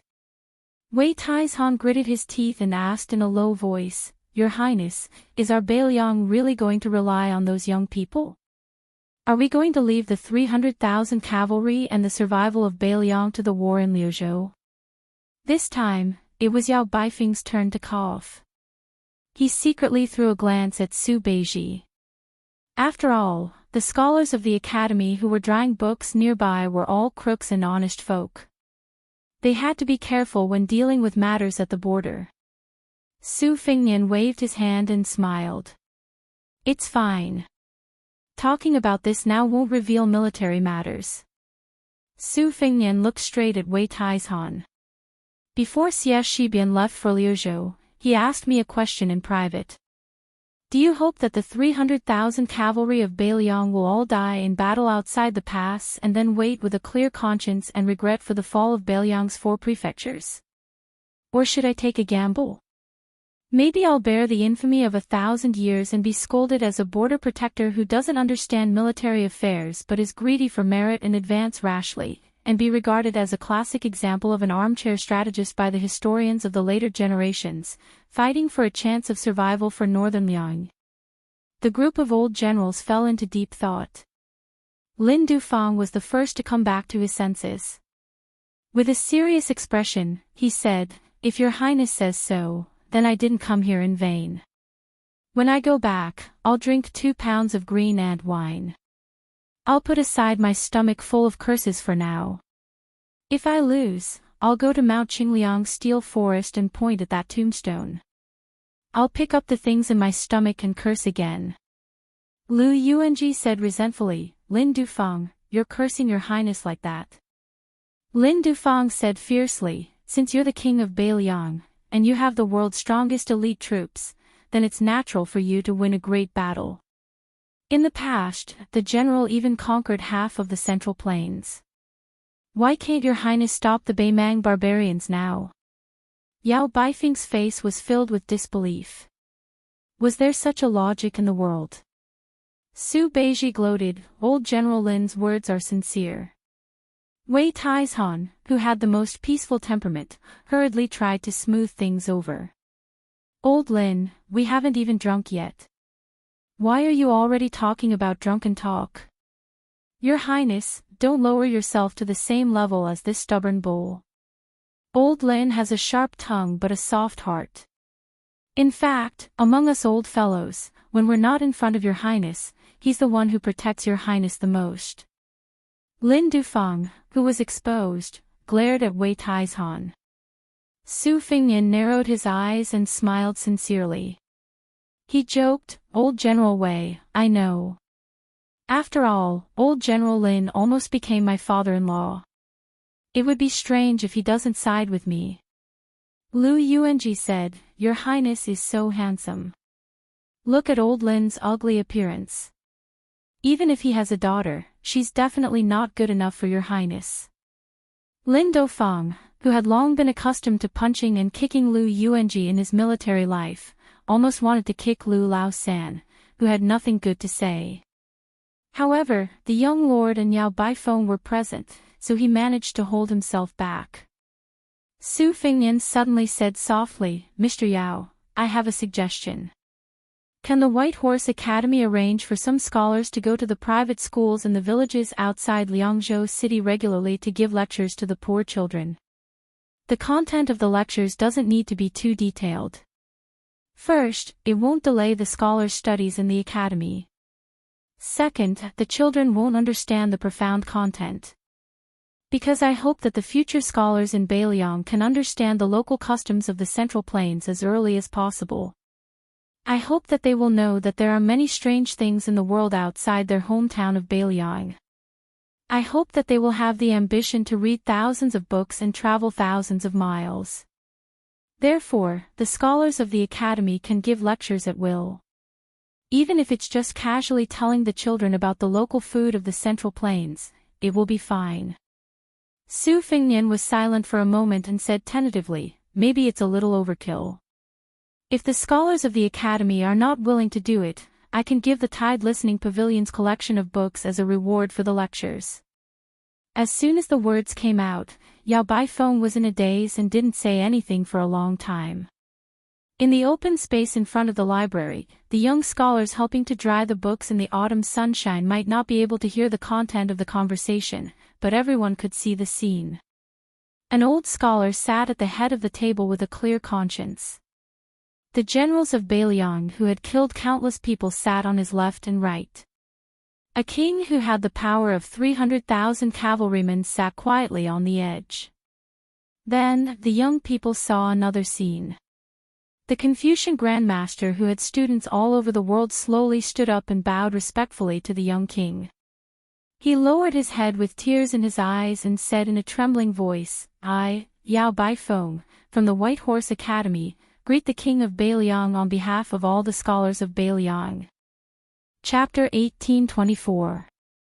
Today, since the opening of the Great Peace City Spiritual Cultivation Hall, it welcomed a small court meeting with the most people.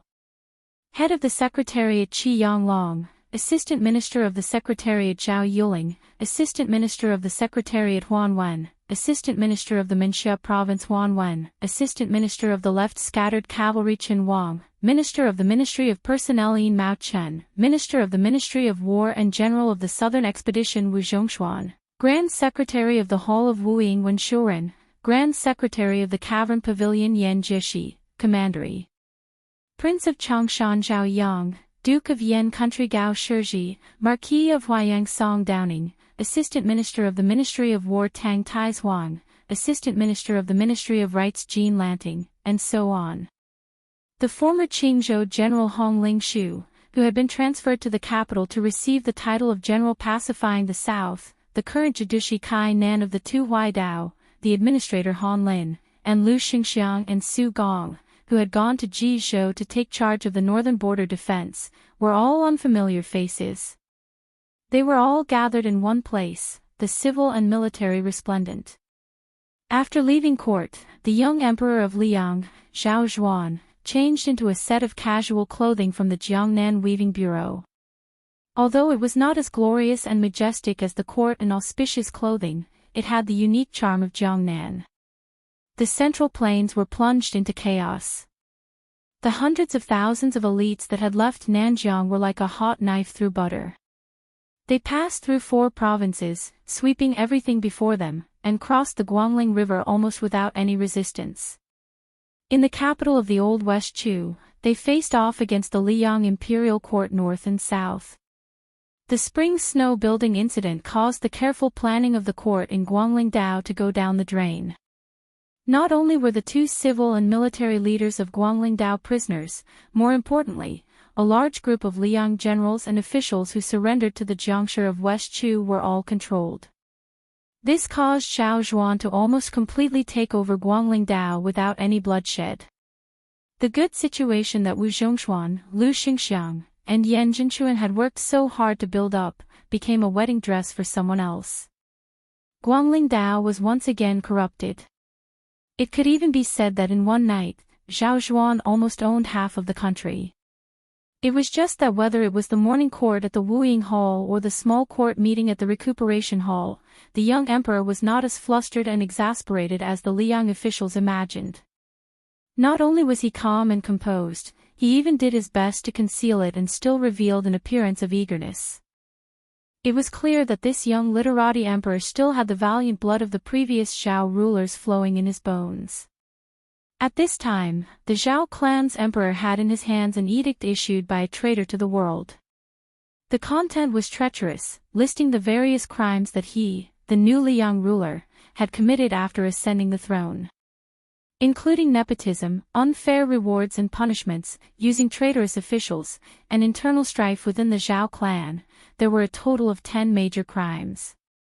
The young emperor gently put down the edict and raised his head with a smile. It is said that this item is the work of that Song clan's eldest grandson. Northern Su, Southern Song, and Southern Song, Song clan descendant Song Yushu. His literary talent was outstanding, and even the Great Peace City officials had long heard of him. Tantanan, who had once personally praised Song Yushu, shot a glance at the inscribed board in the Recuperation Hall. Then, he opened his mouth and said with a smile, "This kid can only write this kind of article full of hostility in the hands of an ordinary man like Zhao Bing. It is a pity that he is an unpolished piece of jade.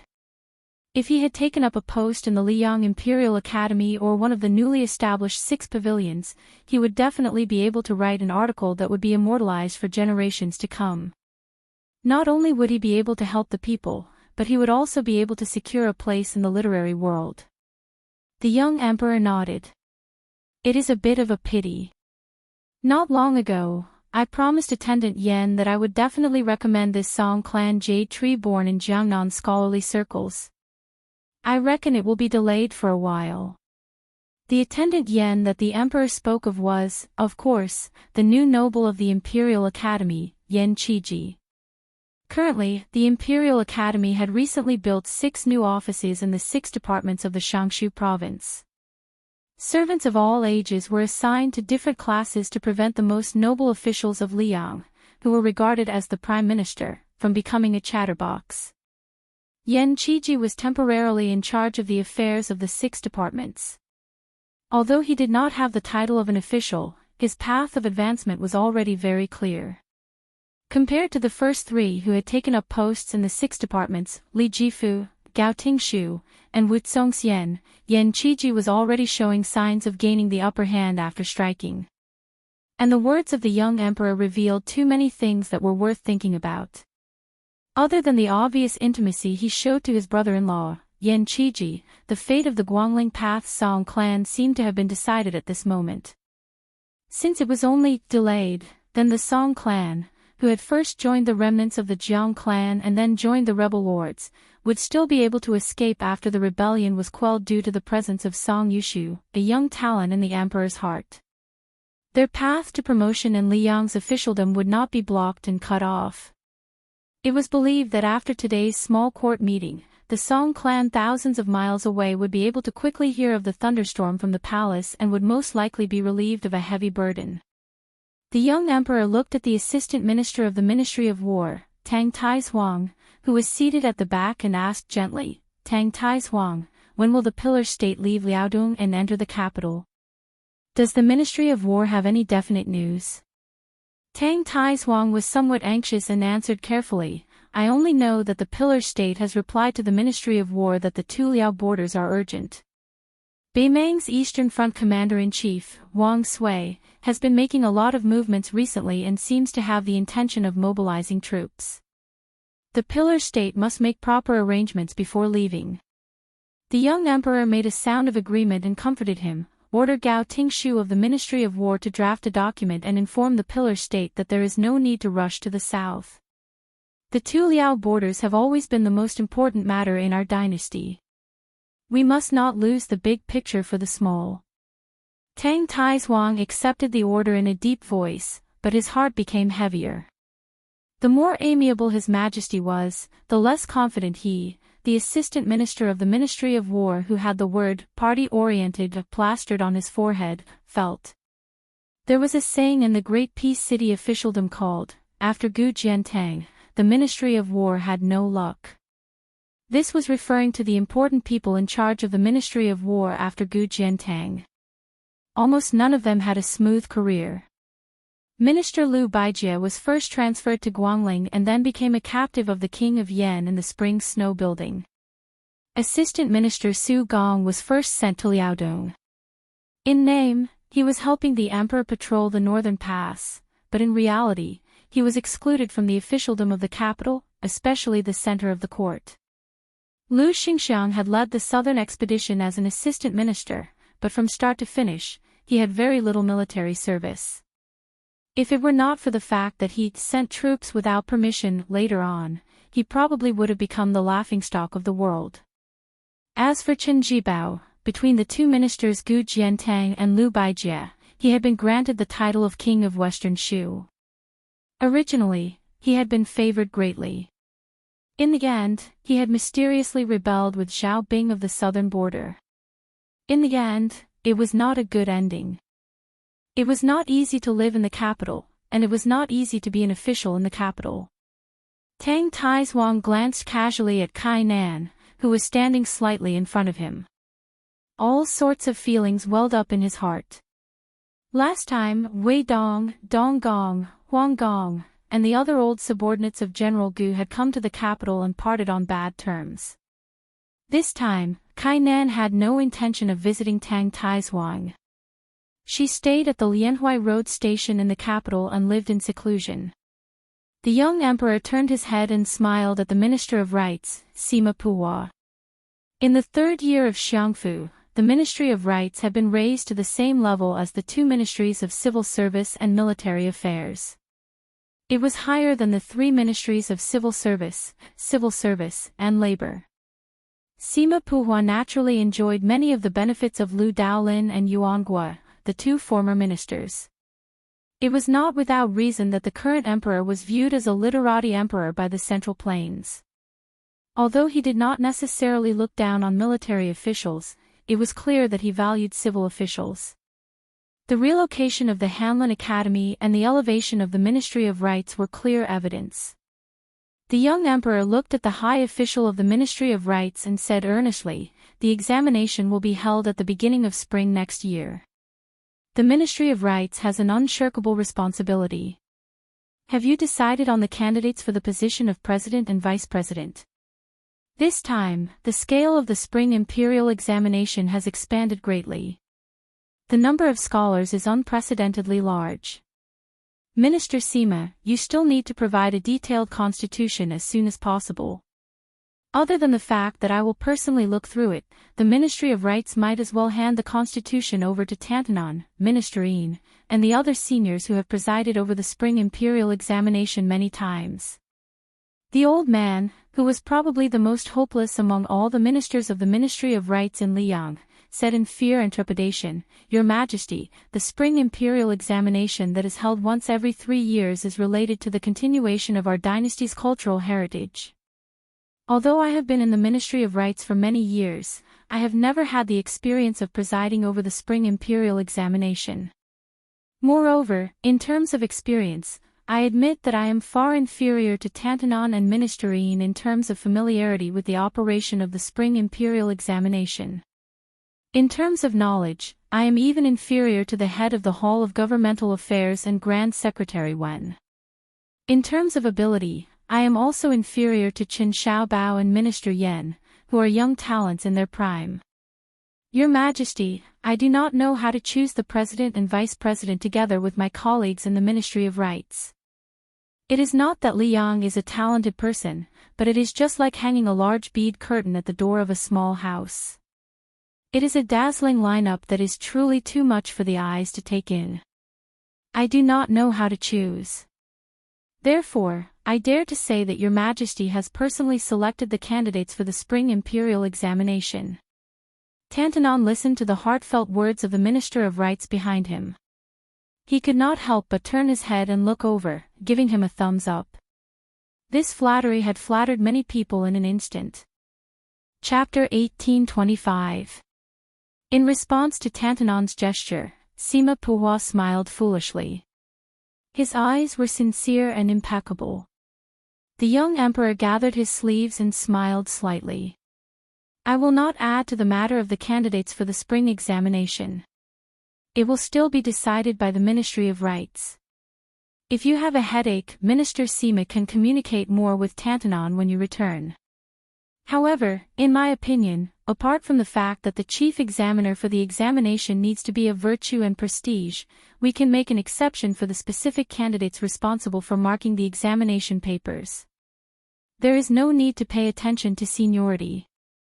The Ministry of Rites, the Hanlin Academy, and the Imperial College can each choose a few young people to take up the posts."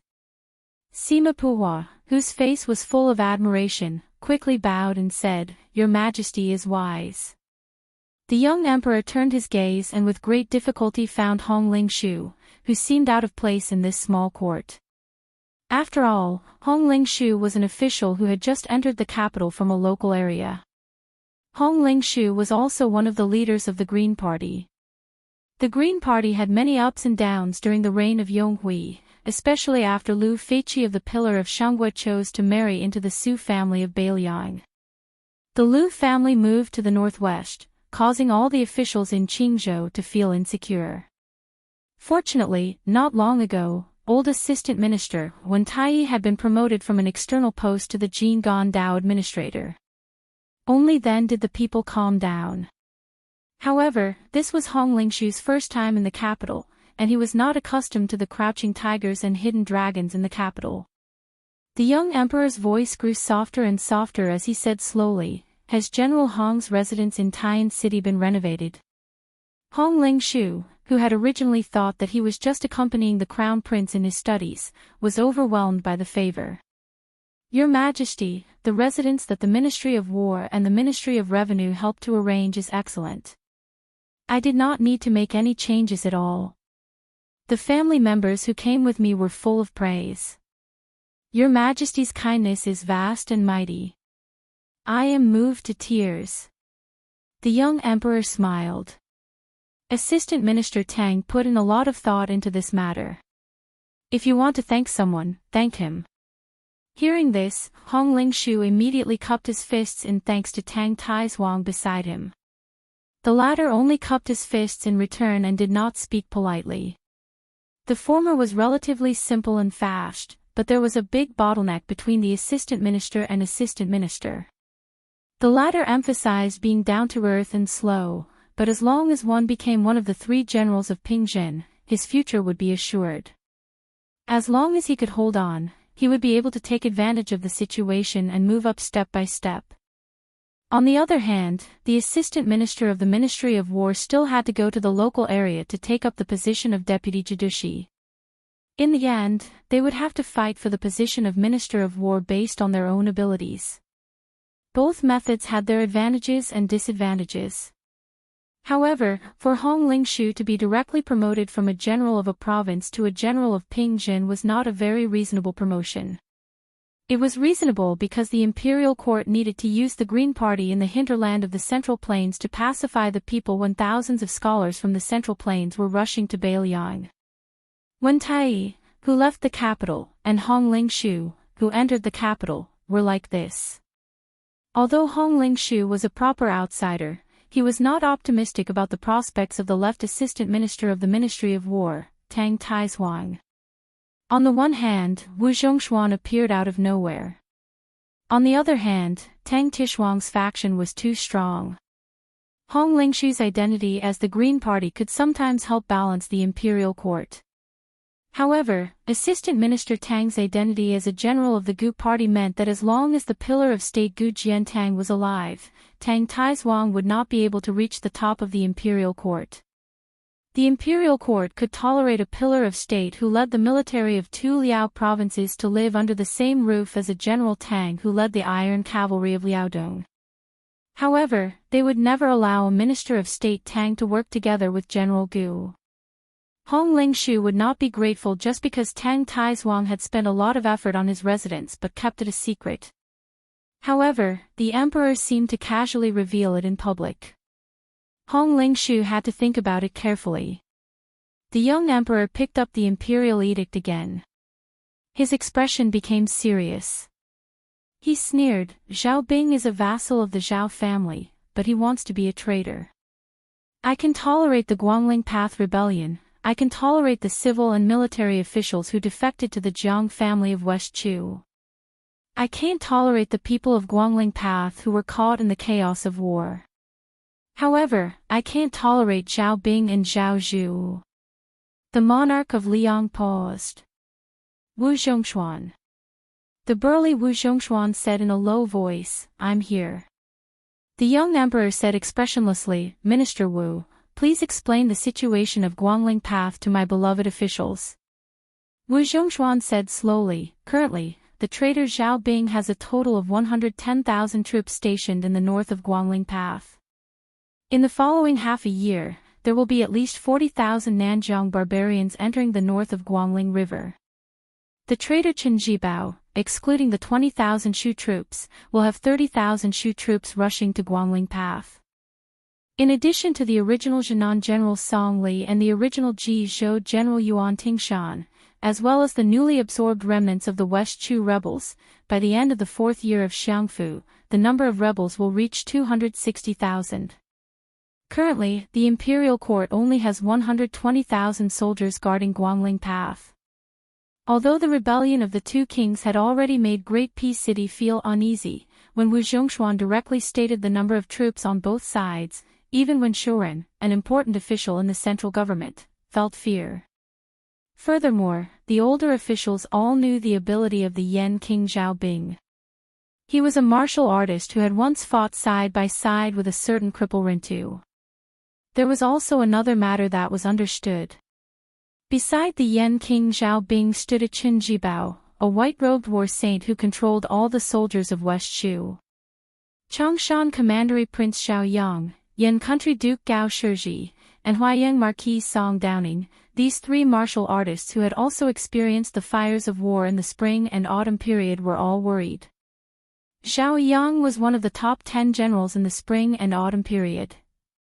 The more so, the more the old man understood the danger of Guangling Path. Qi Yanglong suddenly opened his mouth and said, General Gu is leading an elite force south to quell the rebellion, but it is not necessary to immediately enter the battlefield. The imperial court is training soldiers at this time. At present, the heart of the army is not with the imperial court but with the rebel army. Fortunately, the hearts of the people are with the imperial court and not with Zhao Bing and Qin Jibao. Back then, Su Zhao's situation was even better, but he still didn't rule by drawing a river. He was unwilling and unable to do so. Now, it's only 20 years later, not 200 years later. The ambitious Xiao and Qin vassal kings are just continuing the game of chess that has already been decided 20 years ago, as long as. At this point, the head of the secretariat suddenly fell silent. Tantanon continued, as long as the Beiliang cavalry does not rebel and continue to hold back the pace of Beimang's invasion to the south, allowing Gu Jiantang to have time to go south to quell the rebellion, the Zhao and Qin kings will be short-lived. For some reason, this as long as caused many of the nobles and officials in the Cultivation Divine Hall to feel a strange meaning. If Beiliang was not willing to fight to the death with Beimang and abandoned the northwest, retreated 1,000 li south, and then conspired with the Yan King Zhao Bing on the central plains, what would the imperial court do? It should be known that after when Taiyi and Ma Zhongxian, the Jidushi and administrator, arrived at Jinggan Road, the matter of the grain entering the cold, as expected, was bumpy and slow. Who would have thought that 20 years of peace and prosperity would be turned upside down overnight? It turned out. Unknowingly, the length of the Liang kingdom was once again tied to a person surnamed Su. This truth made most of the people in the Cultivation Divine Hall feel extremely humiliated. For example, the head of the 12 scholars Wen Shoren, the imperial relative Yan Jieshi, the assistant minister of the Ministry of Rites Jean Lanting, and others. There was an extremely vulgar saying in the countryside of Liang, without butcher Zhang, could it be that you can't eat pork? Now it seemed that it was really possible. Without butcher Su to help kill people, the official status may not be stable. Wen Shoren, the grand secretary of the Wuying Palace, was pale. Yan Jieshi, who looked down on His Royal Highness for many years, was gloomy. Jean Lanting was even more livid. Kainan quietly lowered his head, his expression dark and unclear. Administrator Han Lin, whose relationship with Kainan had improved greatly after the battle with the Great Snow Dragon Cavalry, had a complicated expression. At this time, the young emperor smiled. The Su family has guarded the northwest for 2 generations. In the second year of Xiangfu, the Beiliang frontier army contributed greatly, so the imperial court should reward them. Lu Jinu, Wang Lingbao, and other Beiliang generals have died on the battlefield. I'm prepared to write a decree to confer titles to all Beiliang generals, including these 2. I also plan to give the king of Beiliang, Su Fengnian, the title of Pillar of the State. The Zhao family's emperor squinted his eyes and looked over. The entire hall was stunned. Chapter 1826. Thank you all for supporting me in my work in the snow during the year-end inventory. As soon as he heard that His Majesty was going to return the title of Pillar of State to the Su family, the Grand Secretary of the Wuying Palace, Wen Shoren, immediately looked extremely embarrassed. This old and stubborn official, who had once become famous all over the world for carrying the coffin and remonstrating Su Xiao to death, began to tremble all over. The leader of the clear stream in the officialdom, who had always given people the impression that he was still vigorous despite his age, finally looked somewhat like a candle in the wind. In the Liang dynasty, although the Zhang and Gu palaces were already like passing clouds, each had its own legacy. For example, when Wang Xiongui, the former Minister of Revenue, became Zhang Lu's successor, even though he was sent to the Guangling circuit, he still managed to win over a large group of civil officials from the spring of Yonghui around him. Tang Taizhuang, Dong Gong, Huang, and other military generals entered the capital from the border. The same was true for the Green Party. The Assistant Minister of Personnel, Wen Tai, and Hong Lingshu's promotions all belonged to the same origin. In fact, apart from these three parties, there was another party that was even more secretive and had even more complicated origins. It was the Anti-Su party headed by Wen Shuren, with Jean Lanting, the Assistant Minister of Rights, as his hidden successor, and Gao Tingshu of the Ministry of War, as the backbone.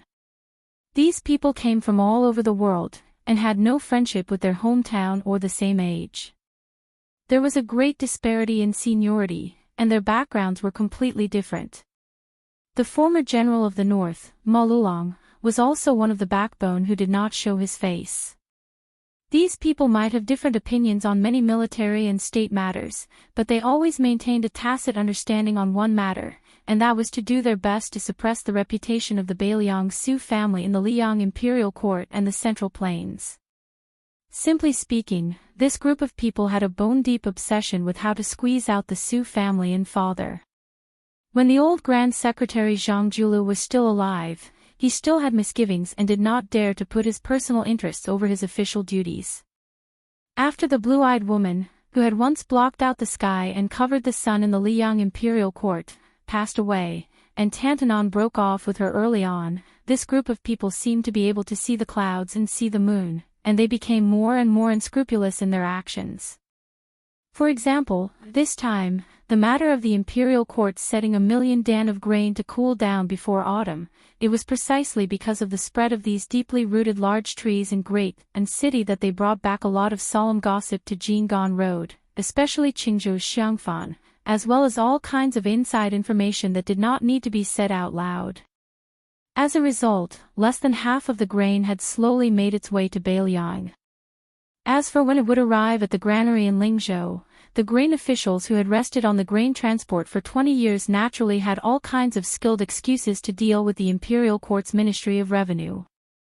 Moreover, the Ministry of Revenue only sent a few letters every few days that seemed to be strictly worded. How could they really investigate the officials for failing to do their duty? Who did not know that the Ministry of Revenue had always been seen as Zhang Lu's last defensive position? The officials who held real power in the Ministry of Revenue were almost all scholars who had emerged from the spring of Yonghui. Everyone saw themselves as the old Grand Secretary's disciples. When the former minister Wang Xiongui was in the capital, even though he was not very close to the famous Wen Shuren, Wang Xiongui had always had a bad impression of the northwest border. In addition, his son Wang Yuling had formed a deep grudge with the new prince of Liang, Su Fengnian. This was a topic that everyone in the capital knew about. Most importantly, although the matter of the grain entering the capital and suddenly changing its route to the northwest had long been independent of the Ministry of Revenue, how could the Ministry of Revenue, which was nominally in charge of taxes, not really have anything to do with it? To be precise, the entire Ministry of Revenue's hands and feet were very clean on the surface, but many of the Ministry of Revenue's high-ranking officials were not necessarily clean. Once the transportation of the grain deviated from the familiar path of the officialdom, it would inevitably lead to the loss of countless vested interests. Once the transportation of the grain from the capital to the two Liao provinces was divided into 3 provinces and 1 Bailiang, it would become a rule. This meant that the annual dividend of 1,000,000 shur of grain would go down the drain. Among the large group of meritorious families in Great and City behind the high-ranking officials of the transportation of the grain were the Duke of Yan, Gao Shi, and the Marquis of Huaiyang, Song Downing. When the old Emperor of Liang first gave out titles to meritorious officials, according to Yuan Benqi's plan, it was roughly, the civil officials were given power and the military officers were given money. The Prince of Chongshan, Xiao Yang, was also in this group. A large group of manners, such as Gao Shi and Song Downing, were able to get involved in the transportation of the gold rolling in. However, Gao Shi and Song Downing ate better and did not get a large share. In these years, they had intentionally or unintentionally instructed the people in charge of the transportation of the grain to keep a low profile. The gradual withdrawal of these two dukes and marquis also led to the rising arrogance of many other families.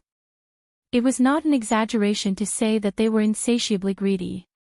The reason why Zhang Julu's reorganization of the transportation of the grain and the officials was difficult was because these two matters had almost offended both high and low levels of the Liang officialdom. Although there was not a strong backlash, it was not very effective. After all, there were no free people in the officialdom. After Zhang Julu was sent to prison, the entire imperial court was as silent as a cicada in winter.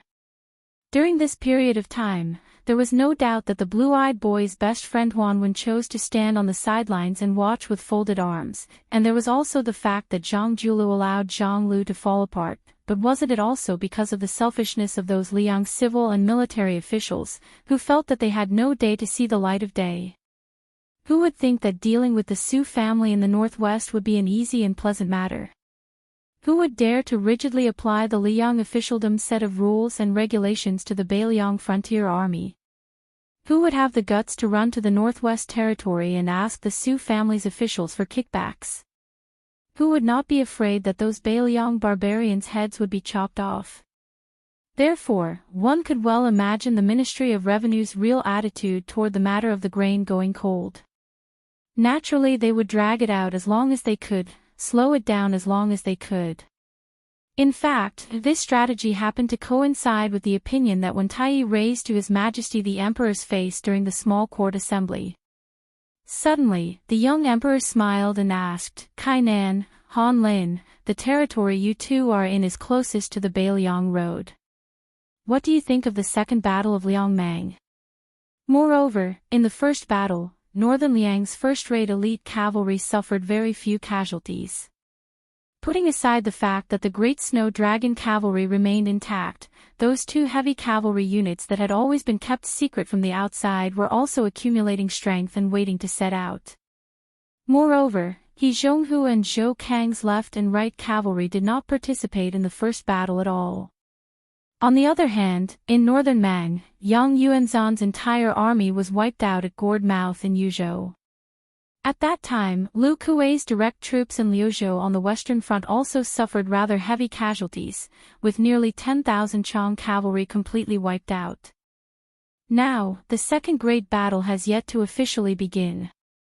In the Battle of the Dragon Eye Plains, putting aside the fact that northern Mang's elite cavalry was almost completely wiped out, Hong Jingyan's Ruan cavalry scattered, and Dongzhuo's private cavalry also suffered serious injuries. This is definitely an enormous hidden danger that northern Mang still has a great advantage in terms of military strength on the surface. I believe that both sides in Liang and Mang will have a new set of considerations on this matter. The young emperor sighed softly, as expected of the Beiliang cavalry, the best in the world. The Beiliang cavalry, the best in the world. This phrase was not unfamiliar to the Central Plains but might not be recognized. Perhaps today was the first time it had been publicly spoken by someone in the officialdom of Liang, and it was from the mouth of the Zhao Emperor. The administrator of the two rivers, Han Lin, was more refined than when he was in the capital. His skin was darker, and his aura had become steadier and more restrained. There was a rough and simple aura of the border around him. Compared to when Shorin and Jean Lanting, who had been in the court for a long time, there was an indescribable feeling of distance between the two. Han Lin was one of the dozen or so administrators who had left Great Peace City to take up the post of a major official of a border. He was the one who had been promoted in name and in reality. The court had placed high hopes on him, and he had not been demoted from an important place. Liang favored this former assistant minister of the Ministry of Justice. The emperor of the Zhao family looked at this administrator who would send secret letters to the capital every 10 days through the hands of spies. His gaze was gentle. Han Lin, you've worked hard this year. Han Lin bowed and said fearfully, "I have betrayed your grace." The young emperor smiled. "You have already done very well. If it weren't for Kai Nan, I'm afraid you would be the first administrator of Liang to die on the battlefield, and I would have lost an arm. Han Lin, in the future, you must not act so rashly. The loyalty of a civil official to the country is never on the battlefield. I have never doubted your loyalty. Otherwise, I would not have let you be the administrator of the border." Other than Tang Taizhuang, who had the title of minister in name, Wu Zhongshuan, who was not familiar with the affairs of the Yamen and was temporarily still the most powerful person in the Ministry of War, all the civil officials in the Hall of Cultivation were confused. Even Zhao Yang, Gao Shi, and Song Downing, who had gradually walked from behind the scenes to the front and regained control of the military power, did not understand why the emperor said this. However, for Han Lin to be able to receive such a direct verbal praise, it meant that this person was destined to return to the central government in the future. Perhaps he could even successfully control one of the 3 provinces. This was indeed something that no one had expected. After all, Han Lin was a student of Zhang Lu in his early years. However, compared to Zhao Yuling and Yin Mao Chen, he seemed to be lacking in ability. Compared to Yuan Gua, he was also inferior in terms of knowledge. Even compared to Wang Xiongui, he had many disadvantages. Perhaps this was the so-called great talent matured late. There were many examples of people in the officialdom who were proud of their achievements one day, but would be punished the next day. On the contrary, Han Lin, who was calm and steady, had more potential. After a seemingly casual discussion between the emperor and his subjects, the young emperor once again brought up the matter of awarding the young king Su Fingnian as the most outstanding military official of the Great Pillar State. This time, the hall was still silent. However, compared to the previous surging undercurrent, the eyes of many of the officials clearly showed a hint of resignation. The young emperor's fingers lightly stroked the imperial edict on his knee. "The Ministry of Revenue will draft a constitution and send it to the Hall of Cultivation. If there are some local resistance, the Ministry of Revenue can discuss with Assistant Minister Tang of the Ministry of War. In short, I guarantee that when the imperial edict reaches Beiliang, the grain will cool down before the imperial edict." Chapter 1827. At this point, the young emperor glanced at Gao Shiji and Song Downing. The latter's heart trembled at the same time. When the emperor shifted his gaze, the two looked at each other and smiled bitterly. It was an unexpected calamity. The income of Duke Yan's mansion and Marquis Huayang's mansion had long been diluted to the point that it was negligible. Now, the ones who could truly be called the biggest rats in the country were none other than the 3 members of the Zhao family who had the same surname as the country. 2 of them were the elders of the Zhao family who had long been indifferent to the court. The last one was a new member of the imperial family who had recently entered the muddy waters. It was said that the former had tried to rope in the latter, and the latter had suddenly gained power with the help of a certain son-in-law during the auspicious year. Apparently, he had somewhat forgotten himself and his bones had become lighter by several jin. Once he heard that it was such a profitable business with no capital, he had thrown himself into it without hesitation. For half a year, the guaranteed bonus was 2.5 million taels of silver. In fact, Gao Shiji and Song Downing had only received around 500,000 taels of silver at their peak. It should be known that the son-in-law of the county king was standing in the hall of immortal cultivation at this moment, and his position was only behind Qi Yanglong and Huan Wen, alongside Zhao Yuling, Yin Mao Chen, and Wu Zhongshuan. But why did the emperor not look at that person, but instead reminded Yan and Song? It was very simple. The young man who had been imperceptibly tricked by his father-in-law was named Qin Wang. In the officialdom of Liang, he had always been respectfully called Qin Xiaobao. He was an important official of the central government and close to the emperor. In terms of the degree of his confidant, perhaps even Yan Jieshi and Yan Qiji, the father and son of the emperor, could not compare to him. At this moment, Chen Wang, the left-scattered cavalry officer of Wuxia province, was expressionless. He held his breath in concentration, and no one could see anything strange. Jean Lanting narrowed his eyes and carefully sized up the back of Qin Wang, who was standing in front of him. His eyes were dark and gloomy. The Grand Secretary of the Hall of Wuying, Wen Shouren, was not at ease in today's small court meeting. As the Assistant Minister of the Ministry of Rites who aspired to take control of the Liang literature vein, he was also greatly disappointed. Earlier, the Emperor had mentioned that the chief examiner of the spring examination would be someone of virtue and prestige. This meant that Jin Sanlang, who had little experience in the officialdom, had actually already missed the great opportunity to use the spring examination to become the common teacher of all the scholars in the world. During the Yonghui era, when Zhang Julu and Tantanon, two people jointly controlled the imperial examination, why did everybody like to call themselves Zhang Julu's disciple, Grand Secretary Wanqing? It was not only because Zhang Julu's official position was higher than Huan Wen's, nor was it because of the difference between the positions of president and vice president. The key was that in the end, Huan Wen was only responsible for dividing the rooms and marking the examination papers. Even if the person was personally selected by Huan Wen, he still had to be approved by Zhang Julu. Jean Lanting originally thought that after Qi Yanglong clearly stated that he would not participate in the spring examination and Yao Baifeng took the initiative to pack up and leave the Imperial College, he would be able to obtain one of the three positions of president and vice president. As for whether or not he could take over the position of chief examiner, it was not that Jean Lanting did not covet it.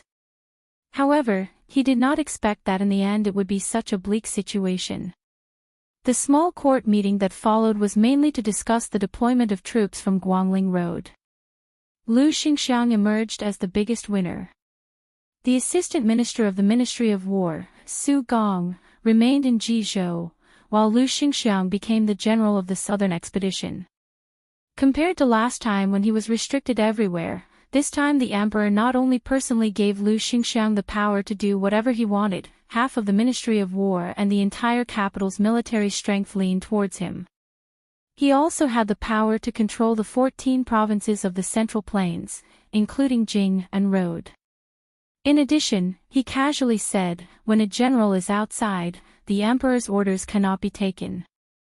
In this way, Lu Xingxiang seemed to have leapt to a position above a Jidushi. After stepping out of the Yangshan Temple today, he almost controlled half of the Liang dynasty's military forces.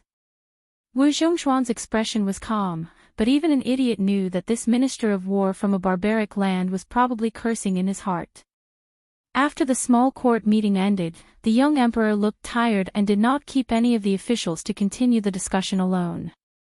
These officials, who could be called the pillars of Liang, all left in a line. Lu Xingxiang, who was the laughingstock of the capital's officialdom just a day ago, was surrounded by endless congratulatory voices. Gao Shizhi and Song Downing still walked together without any suspense. However, Chen Wang, who had not interacted much with them, suddenly came to their side. He did not say anything, only smiled apologetically. Everything was understood without words. Gao Shizhi and Song Downing waited for Qin Shaobao to leave. They looked at each other and smiled, without the bitterness in the Yangshan Temple. When dealing with smart people, it was more reassuring to know when to stop than to speak with certainty. To be an official in the same court as a scholar like Qin Wang, no matter how high his position was, it was a comfortable and pleasing thing to the eye. It was hard to dislike him. Gao Shizhi joked, to have such an old father-in-law who only knows how to drag him down, it really is hard on our Qin Shaobao. Song Downing stared and said softly, the palace is an important place, you don't even know the words careful. How are you any better? Gao Shizhi laughed it off. At this moment, Chongshan Commandery Prince Xiao Yang suddenly shouted, startling Wen Shouren and the other officials. They looked up and saw a child of 7 or 8 years old appear at the corner. The officials who were familiar with the Chongshan Commandery Prince's mansion all recognized the identity of the child. He was Xiao Yang's eldest grandson. Now he was studying in the diligent room in the palace where the Zhao family's descendants gathered. All the children of Liang's vassals were proud to enter the diligent room. The Yangshan temple was located at the intersection of the outer court and the inner court. It was also a top military important place. Logically speaking, even if the grandson of Changshan Commandery Prince was playful and lost, he should not appear in front of everyone. The rule of killing anyone who approached the Yangshan temple for no reason was not just for show. It was no wonder that Zhao Yang was so angry. The old man who had been in the officialdom all his life was really scared. The child studying in the diligent room was so scared by his grandfather that his face turned pale. His little face was wrinkled and he looked pitiful as if he wanted to cry but did not dare to. But soon, a young man in white appeared beside the child. His eyes were closed and his face was calm. He smiled slightly and reached out to touch the child's head. Then, he looked at Changshan Commandery Prince Zhao Yang and said, "Don't be angry, old Commandery Prince. I asked Zhao Yuan to help lead the way. I have already talked to the ceremony directorate before. I did not cross the palace's rules." The old Commandery Prince was stunned and could not figure out the reason. After thinking for a long time, he remembered that his grandson had said not long ago that there was a blind chief teacher in the diligent room whose surname was Liu. He was very knowledgeable and knew everything about astronomy and geography. He had a very good temper and never beat people. At that time, the old Commandery Prince was puzzled that a blind man could be one of the chief teachers in the diligent room. Although Liang was not the great Feng dynasty where even officials had to be judged by their appearance, it was still not normal for a blind man to be an official. There was no harm in him being a strategist in the local area. Later, the old Commandery Prince asked around and found out that this blind scholar had once been a strategist by the side of the king of Jing'an, Zhao Sun. During the last years of Yonghui's reign, he had prepared the influential 4 digs and 13 strategies for the Jing'an palace. Later, for some reason, he had taken root in Tai'an city. Zhao Yang snorted disdainfully at this. He guessed that this blind scholar was just another scholar like Jean Lanting who swayed with the wind. After the old Commandery Prince heard the explanation of the young man who was the diligent room's chief teacher, he still harumphed coldly with a straight face. He said to his grandson in a bad mood, "What are you wandering around for? Go back to study." The child, who was as scared of the old Commandery Prince as his father, unexpectedly did not listen to the military order this time. He gritted his teeth and said in a trembling voice, "Grandfather, I still have to lead the way for Mr. Liu. Mr. told us that the last 10 miles is the most difficult to walk. The last 10 miles is the best way to see a person's innate character. I've only walked half of it." The old Commandery Prince, who was used to the obedience of everyone in the Commandery Prince, was instantly enraged. The power that he had accumulated from half his life in the military exploded. "Little brat, half your uncle. You dare to reason with me? If you have the ability, then don't go back to the Commandery Prince Changshan's manor today. Go sleep on the street outside the gate." The blind young man smiled slightly and said, "Don't scholars study so that they can understand etiquette and act according to reason? Why can't you reason with your elders?" The amiable and diligent room's chief teacher was a stark contrast to the ruthless Commandery Prince of Zhao. Even many of the Liyang officials walking at the front couldn't help but stop and turn around to look. They were all waiting to see what would happen. The old Commandery Prince glanced at the young man who had no hair on his mouth. He was too lazy to say anything. Then he continued to glare fiercely at the child. "Are you rebelling? How many meals of scabbard do you want to eat tonight?" Most of the high officials and nobles of Great Peace City had heard of the matter of scabbard rice. It was the trump card that the old Commandery Prince Zhao Yang used to discipline the children of his family. In reality, even the Duke of Yen and the Marquis of Huaiyang, who lived close to the old Commandery Prince Fu, had been hit by Zhao Yang's scabbard when they were young. He had said that their elders could not discipline them well, so he would discipline them for them. It was a small matter, so there was no need to thank him. Hearing the words, "scabbard rice," the child's legs trembled even more. The young man crouched down and whispered a few words to the child. The latter nodded furiously and ran away from the trouble. Then the blind scholar from Qingzhou stood and said with a smile, "It is true that the rod produces the filial son. But if a family only has the rod and no poetry, they are fated to be foolishly filial. Even if they have the loyalty of a family, it is difficult to have the loyalty of a country. There is no benefit to the monarch and the country, and no favor to the people of the world."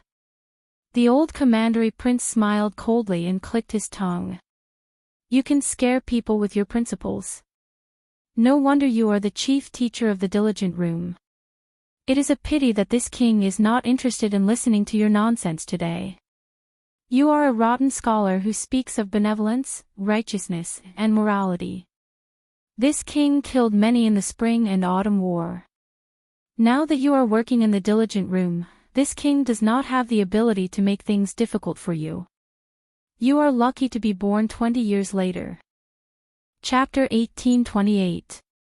The older generation of Yonghui officials all knew that this commandery Prince Changshan was famous for his outspoken words. Even the teachers of Zhang Julu and Huanwen had had the misfortune to experience Zhao Yang's spittle. The young scholar still had a smile on his face and stopped arguing with commandery Prince Changshan.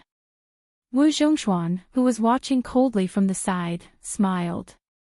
He sympathized with this old commandery prince who had outstanding military achievements but was born at the wrong time. Jean Lanting hit her schadenfreude very well. The former arrogant scholar of Imperial College Sun Yin, the current young phoenix of Hanlin Academy Song Kelly, the 10th level chess saint Fan Zhongho, and the white-robed poor scholar Lu Su, who had appeared out of nowhere, were all viewed by the assistant minister of the Ministry of Rights as serious problems in the future officialdom. Qi Yanglong, Huan Wen, and Chen Wang all frowned at the same time. Especially Chen Xiaobao, who had become the welcoming autumn official again this year, had a rare angry look on his face. During this period, only one person was truly frightened, and that was the former general of Qingzhou, Hong Lingshu. Back then, the Liu family of Qingzhou had suffered an unexpected disaster. Only a young man, who had stabbed himself in the eyes, was lucky enough to survive because his official career was destined to be cut off. Later, it was said that he gambled chess in Yongzi Alley and worked as a musician in a brothel. He relied on these two lowly jobs to make a living. Later on, for some unknown reason, smoke rose from his grave and he became a clerk in the palace of the old king of Jing'an, Zhao Heng. Then, he became the chief strategist of the new king of Jing'an, Zhao Sun. However, the Liu family's tragedy was never overturned. Some worried people who were involved in the tragedy had probed the Jing'an palace several times, but they did not get an answer. In the past, Hong Lingshu did not pay much attention to this. Firstly, he and the Hong family did not participate in the tragedy. If they did, they would have eliminated the root of the problem long ago. Even a blind young man would not be left alive. Secondly, at that time, he was the general of Qingzhou who had held military power for many years. The small Liu family was like an ant. If Lu Su wanted to make things difficult for his enemies, it was tantamount to challenging the entire Green Party, who was used to huddling together for warmth. The two generations of kings of Jing and Palace did not help the Liu family. Most likely, it was because of this concern. A young strategist with no roots or the entire Green Party, who was more important, compared to the entire Green Party. It was obvious who was more important. However, when Hong Lingshu saw the young blind man in this important place in the palace, especially when he said, "I have already communicated with the ceremony directorate and have not overstepped the restrictions of the palace," how could Hong Lingshu, who was now an official in the capital, not have wild and fanciful thoughts? This blind man had suddenly become the teacher of a large group of Great Peace City's top nobles. If he harbored resentment and could not let go of the entire Green Party, to the point of taking his anger out on him, Hong Lingshu, the general of Liangping, perhaps it would be difficult for him to cause too much trouble. However, in the end, it was definitely not a good thing. If Hong Lingshu had not entered the capital and remained in Qingzhou, far away from the emperor, and continued to be a third-ranked general, then perhaps Hong Lingshu would have had hidden worries for the future, but he definitely would not have been as frightened as he was now. Hong Lingshu sighed in the depths of his heart. In the end, it was because the Green Party lacked a voice in the court at the intersection of Yonghui and Xiangfu. Furthermore, Hong Lingshu was not as deeply rooted in the capital as Wen Tai. If it had been the old assistant minister of the Ministry of Appointments, Wen Tai, who was more deeply implicated in the Liu family's tragedy, even if he were to face this young blind man face to face, he would not be so uneasy. At this moment, Hong Lingshu greatly desired the title of Jing, which was a level higher than his own title of Ping. The four great generals of Liangjing were Yang Shenxing, Yan Zhenchuan, Ma Lulang, and Yang Jian. Among them, Yang Shenxing had already lost his title after the defeat at Guangling Road and was thrown to Beiliang Road as that comical deputy Jidushi. Yan Zhenchuan had even died on the battlefield at Guangling Road. After his death, he received a high standard title, which could be considered a blessing to his descendants. Ma Lulang, who was most trusted by the court, had also died of illness. After all, Yang Jian was old and would withdraw from the Liang army in at most 5 years. The three great generals of Jinping were all officials with real power and were not empty titles. Therefore, when he retired, there was no such thing as standing in the latrine without taking a shit. Someone would immediately replace him. For example, the current Minister of War, Wu Zhongshuan, had replaced Yan Zhenchuan to obtain the title of Great General of the Southern Expedition. During Hong Lingshu's journey to the capital and Wen Tai's journey to the capital, after the death of Liu Feiqi, the leader of the Green Party's troika, the two became more and more like grasshoppers on the same rope. Although they had not met, they had exchanged secret letters. Wen Tai, who was familiar with the inner workings of the capital, had confided in Hong Lingshu about the situation. In Wen Tai's view at that time, excluding the Great Pillar State Gu Jiantang, Hong Lingshu's future opponents were Liu Xingxiang, Tang Taizhuang, Su Gong, Ma Zhongxian, the Deputy General of Jizhou, Han Fang, whose father was Yang Shenxing's Yang Huchen, the extremely lucky Song Li, and his father-in-law was Gu Jintang's Yuan Tingshan. Song Li and Yuan Tingshan had already destroyed their own futures and were in cahoots with Zhao Bing and Chen Jibao, the two rebellious vassal kings. There was no need to pay attention to them. The left assistant minister of the Ministry of War, Tang Taizhuang, was both a blessing and a curse. His success was because he cared about the country, and his failure was because he cared about the country. He seemed to be in the limelight in the Ministry of War, and even the minister Wu Zhongshuan had to avoid him. However, in Wen Tai's eyes, he was less of a threat than Su Gong. This general of Dragon Xiang, who was born in Gangnam-do, was not to be underestimated. As the representative of the Jiangnan scholars quickly elected after Liu Baijie lost power, no matter how bumpy his official career was, it would be difficult to stop his rise. As for Ma Zhongxian, who had both the support of his ancestors and the ability to lead, as long as he left the capital where his family was based, although Wen Tai did not say a word more in the secret letter, Hong Lingshu knew very well that the Jinggan Road where the Green Party was located would inevitably be a muddy area for this deputy Jidushi. They would not brazenly let him fall. In reality, the Green Party did not have the strength and boldness to do so. However, to slow down Ma Zhongxian's rise for 3 or 4 years was not difficult. As for the younger generation, Han Fang and Yang Huchen, compared to Hong Lingshu, who had been a general of a province for close to 20 years and now had the title of Ping in her hands, they were at a clear disadvantage. As long as these two rising stars did not make great contributions and Hong Lingshu did not make any major mistakes, it was believed that Hong Lingshu would reach the top one step earlier than them. Wen Tai originally did not have high hopes for Liu Xingxiang. In the end, Liu Xingxiang, who was the commander of the southern expedition, only received the empty title of General of Piao Yi, similar to that of a civil official, the pillar of the country. In the capital's officialdom, he had become the biggest laughing stock. Looking back now, Lu Xingxiang's rapid rise and unfailing prosperity could no longer be hidden. Hong Lingshu could secretly compete with Tang Taizuang and Su Gong, but she would definitely not try to arm wrestle with Lu Xingxiang. At the end of the secret letter, Wen Tai frankly stated that when facing the enemy on the battlefield, it was a matter of life and death. When it reached a certain height in the court, it was actually a different approach to achieve the same result. You go up, I go down. It was definitely not a matter of peace and light, and everyone was happy. There were some words that Wen Tai did not write in the letter. Instead, he had the trusted aid of the Wen family relay them to Hong Lingshu. Do not become enemies with Chen Wang. Be friends with Yan Qiji. Remember to be careful of Lu Su. On the surface, Lu Su's identity in the capital's officialdom was just one of the diligent teachers. At this time, he took a few steps forward and made a gesture of looking around. He asked with a smile, I heard that General Hong is also in the small court meeting today. I, Lu Su, happen to be from Qingzhou.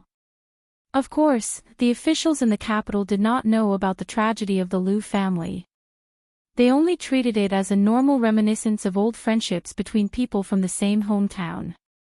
Furthermore, the Qingzhou officials in Taiyan City had a close relationship. Perhaps the two Qingzhou officials whose residences were in the east and west of the city would meet every 10 days to exchange greetings. In the eyes of the other factions in the officialdom, this was an inconceivable and strange matter. The guild halls in the capital of other provinces were usually deserted, but the 4 guild halls in Qing province were almost always full of guests. Regardless of their status, high-ranking officials, scholars, merchants, and rangers, all kinds of people, they were happy and contented. They never cared about the good or bad reputation of the officialdom and scholarly circles, and also never cared about being ridiculed for being a profit-seeking person. Therefore, when Lu Su publicly proposed to reminisce with Hong Lingshu, none of the officials in the capital found it strange. Only Hong Lingshu felt chills all over her body and her heart palpitate for no reason. Once this accidental meeting was spread to Qingzhou, would Wen Tai, the most suspicious old fox, really continue to diligently pave the way for him without sparing any effort? However, Lu Su's smile did not allow Hong Lingshu to shed all pretense of cordiality and reject the invitation. Hong Lingshu could only brace herself and walk side by side with Lu Su, gradually pulling away from the others. Hong Lingshu then discovered that there was a middle-aged eunuch standing not far behind them. The distance was just right. He could see Lu Su but could not hear their conversation. Judging from his clothes, the status of this eunuch in the palace was not low. The moment his gaze met with Hong Lingshu's, it was clearly because of Lu Su. The middle-aged eunuch smiled slightly at Hong Lingshu, revealing some goodwill. This made Hong Lingshu even more shocked. How many people in the court could be treated so cautiously by a eunuch dressed in a python robe? No wonder Wen Tai was so wary of Lu Su and did not hesitate to use a large number of connections in Qingzhou to secretly obstruct Ma Zhongxian's official career in exchange for Hong Lingshu keeping a close eye on Lu Su. Lu Su, who could not see anything in the world, walked slowly. He stepped lightly on the stone path. Every time he touched the edge of the path, he would immediately adjust his direction to ensure that the path ahead was unobstructed. Seeing this scene, Hong Lingshu felt all sorts of emotions. For such a young blind man to be able to achieve what he had today, was it due to luck? Lu Su did not speak, and Hong Lingshu was also unwilling to take the initiative to speak. He and Wen Tai, as the leaders of the Green Party who had stood tall in the Liang imperial court for more than 20 years, were indeed wary of this person, but it was not to the extent of being overly fearful.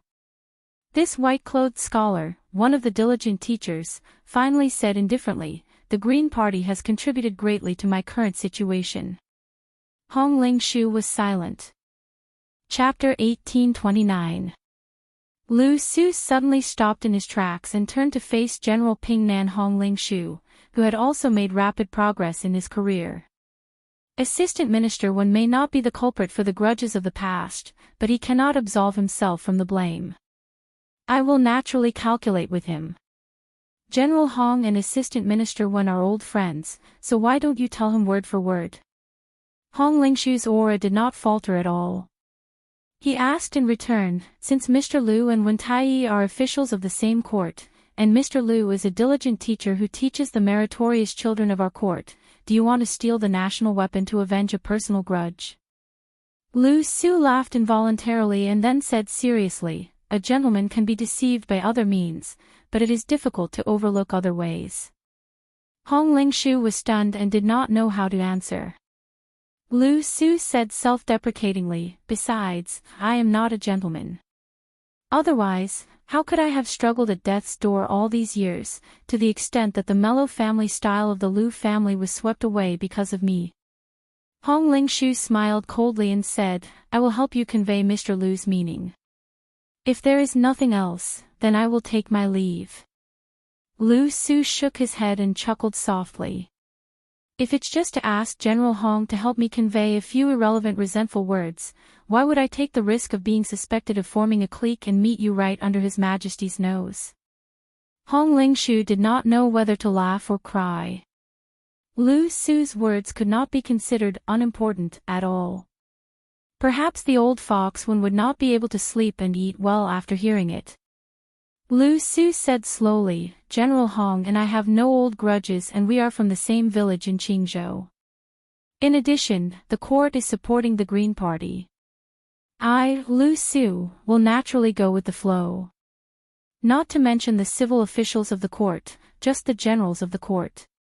The scholars of Jiangnan have the right assistant minister of the Ministry of War, Su Gong. The Liaodong clan was originally wavering and did not know how to choose between Tang Taizuang and Lu Xingxiang. In the end, after today, Lu Xingxiang is no longer someone they can bet on. They can only choose the left assistant minister of the Ministry of War, Tang Taizuang. Hong Lingshu nodded unconsciously. Lu Su continued, General Hong must have heard that the true leader of Gongnamdu scholars is the old head of the Gumu Su family, the pillar of the state, Yu Jiankang. Not only does this person's words carry enormous weight in Gongnamdu officialdom, he also has a deep relationship with Tantanan, who can influence the direction of the court, and Tang Taizuang, intentionally or otherwise, is distancing himself from Kai Nan, Dong Gong, and the others. And. Su. And. Su. Lu Su laughed and lowered his voice. Dare I ask General Hong, is it difficult for Wu Zhongshuan, who has the body of a first-rank martial artist, to live for another 20 years? What he meant was that General Hong, who could only wait for Southern General Wu Zhongshuan to die of old age or illness, would have to endure for at least 20 years if there were no accidents. Hong Lingshu's face darkened. Lu Su digressed. The administrator of Jing and Road, not the minister of personnel of Great Peace City. Hong Lingshu also laughed. But Mr. Liu is only one of the teachers of the diligent Chief Fang who has a noble status. Lu Su grunted and did not say anything else. Hong Lingshu only saw this young scholar close his eyes and smile intoxicatingly. The young man's last sentence was said in a very low voice, but it was like thunder in Hong Lingshu's ears. I, Lu Su, can recite a secret letter with a total of 682 words. The confidant who sent the letter for the old assistant minister, Lu Su did not reveal the secret, but when he turned to leave, this teacher raised his arm and extended a finger. Then, he curled it lightly. After understanding the gesture, Hong Lingshu was instantly covered in sweat. Sima Puhua and Jean Lanting, the two officials of the Ministry of Rights, naturally walked together. Sima Puhua did not even need to look at Jean Lanting to know that the second in command of the Yamen would not give him a good look. There was nothing he could do about it. According to the original conclusion of the people of the Ministry of Rights behind closed doors, they would strongly recommend Jean Lanting to be the chief examiner of next year's spring examination. In addition, Jean Lanting would also promise to look after his two sons. At least one of them would be able to sit in the position of Chancellor of the Imperial College or Assistant Minister of the Ministry of Rites. However, as the Ministry of Rites became more and more powerful, Sima Puhwa's family's threshold was now higher, and his horizons were also higher. Not long ago, he had also established a friendship with the Minister of the Secretariat, Zhao Yuling. Since then, Sima Puhwa seemed to have been enlightened. He had the intention to change the situation in the Ministry of Rites where the minister and assistant minister did not understand. The matter that truly made Sima Puhwa make up his mind was that on the day of the beginning of autumn, he unexpectedly did not become the autumn announcing official. At the time, everyone thought that this special honor would be fought between Jin Lanting and Yan Qiji. However, almost no one thought that Chen Wang would once again take first place. If it was before this, Jin Lanting was only slightly inferior, then after this, no one in the Liang court felt that Jin Lanting could compete with Qin Xiaobao for the position of future Grand Secretary. Today, the emperor had personally said the words, of virtue and prestige, which completely extinguished Jin Lanting's desire to take first place in the spring examination. However, no matter how he viewed Jin Lanting as a joke, Sima Puhwa, who could not be the minister of the Ministry of Rites for many years, still did not dare to openly offend this person, even though he was already a person who had achieved great merit and was uninterested in the officialdom. When all was said and done, Jin Lanting had displayed such a tyrannical attitude in Beiliang over the years. When he was in power, he was praised by everyone and was praised as unyielding. However, when he lost power, it was a different story. For a person to forget his roots, all of the officialdom in the capital could see it. Chapter 1830. Sima Puhwa comforted him with a look of pity. San Lang, you have understood His Majesty's intentions. It's not that I don't want to help you, but I really don't have the strength to. Jin Lanting smiled faintly. His Majesty is naturally more insightful than us officials. If you don't mind me overstepping my authority, I do have a list of candidates. Sima Puhwa was surprised. Oh.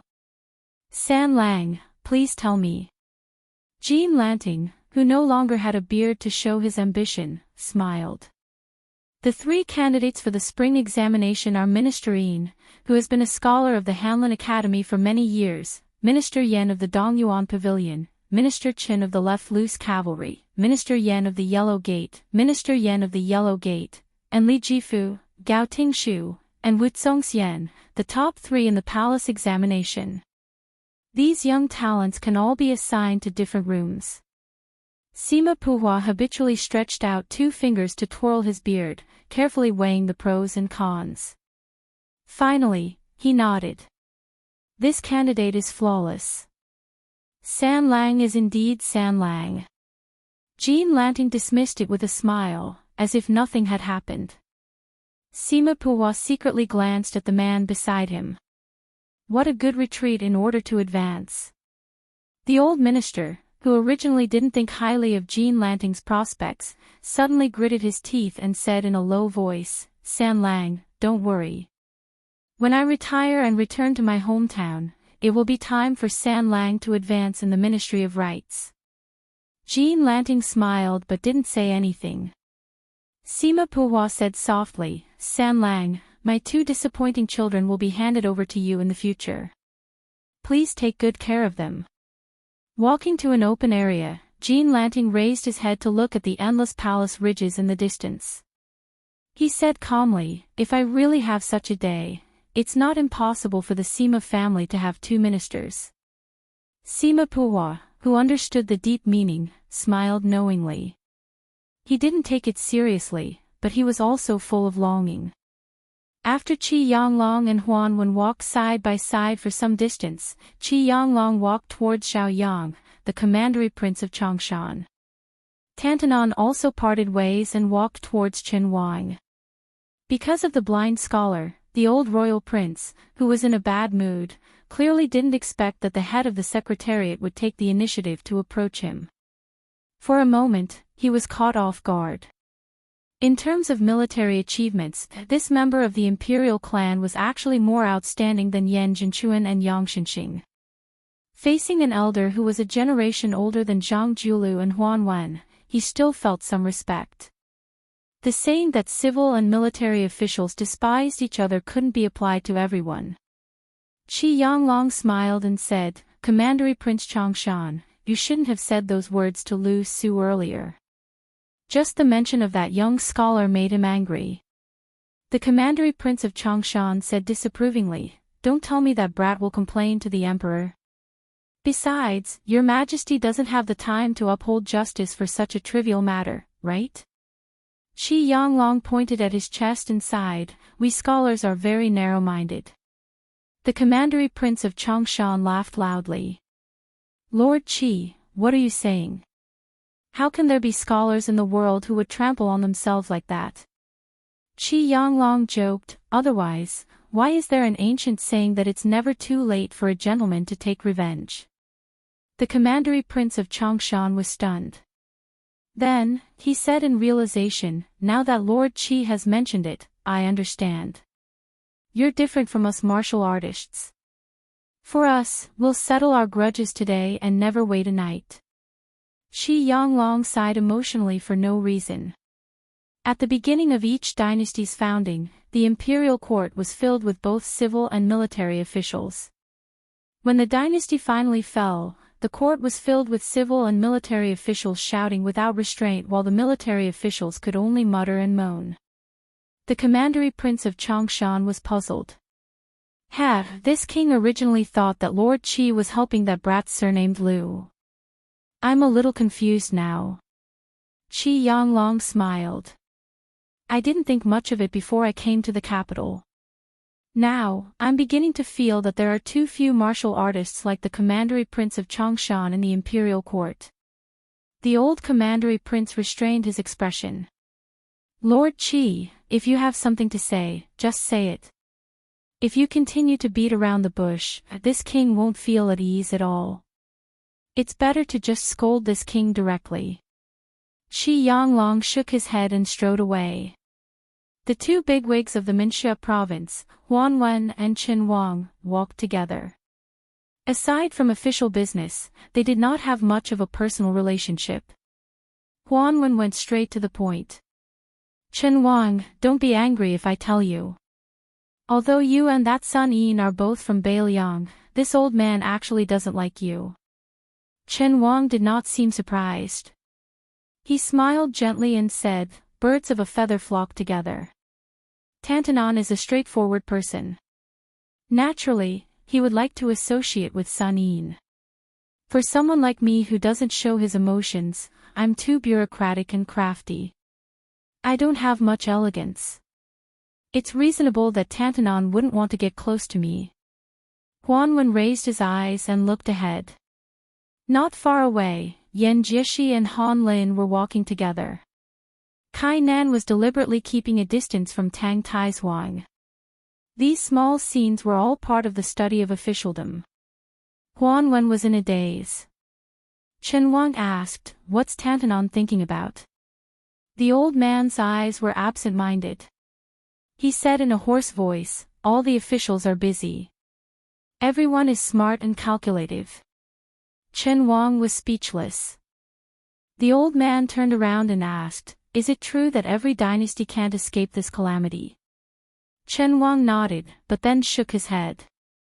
The shrewd old man grunted. There was no need for Qin Wang to explain anything. The old man put his hands behind his back and said with a wry smile, "The smartest people in the world are all here. In the end, the remaining idiots all ran over there." The old man was silent for a moment. In the end, he called out Qin Wang's name. Qin Wang said softly, "Tantanon, please speak." The old man curled his lips. "If, and I'm saying if, one day someone needs to stand out and speak up for those idiots, and I'm already dead by then, can you say a few words?" Qin Wang stopped in his tracks.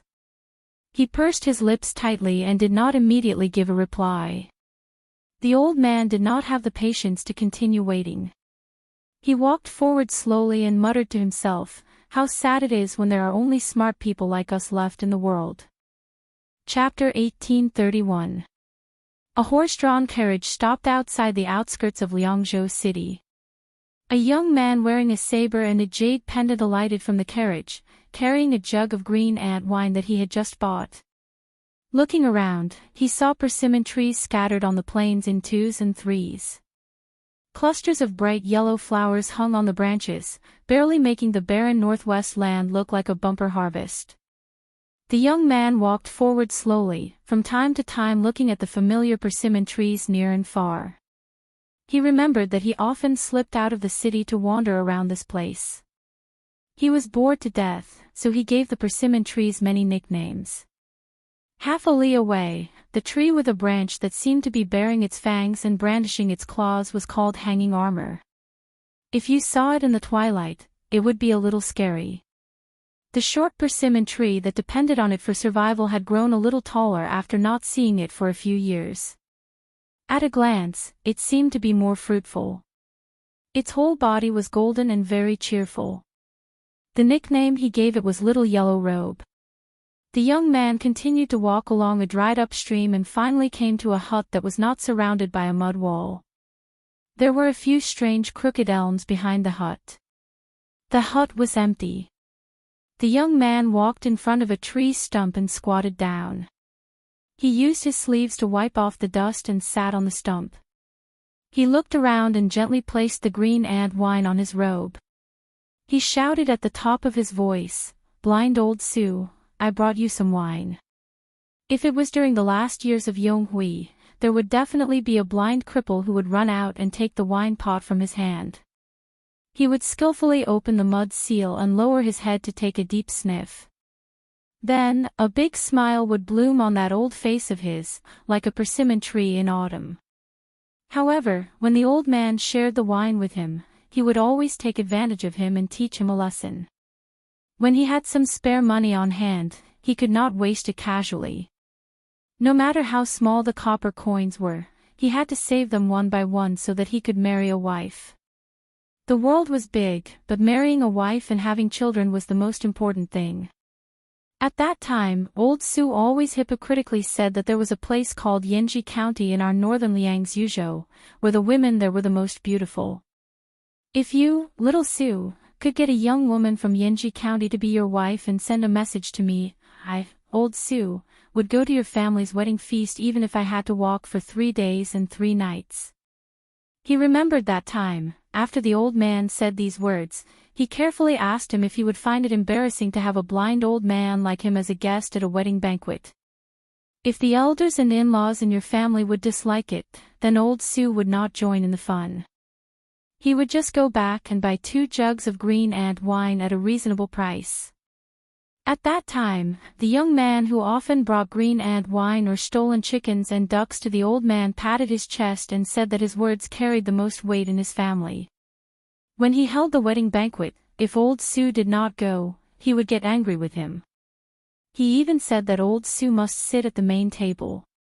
At that time, the old man only thought that the young man who often chatted with him was a young man commonly seen in the streets of Beiliang.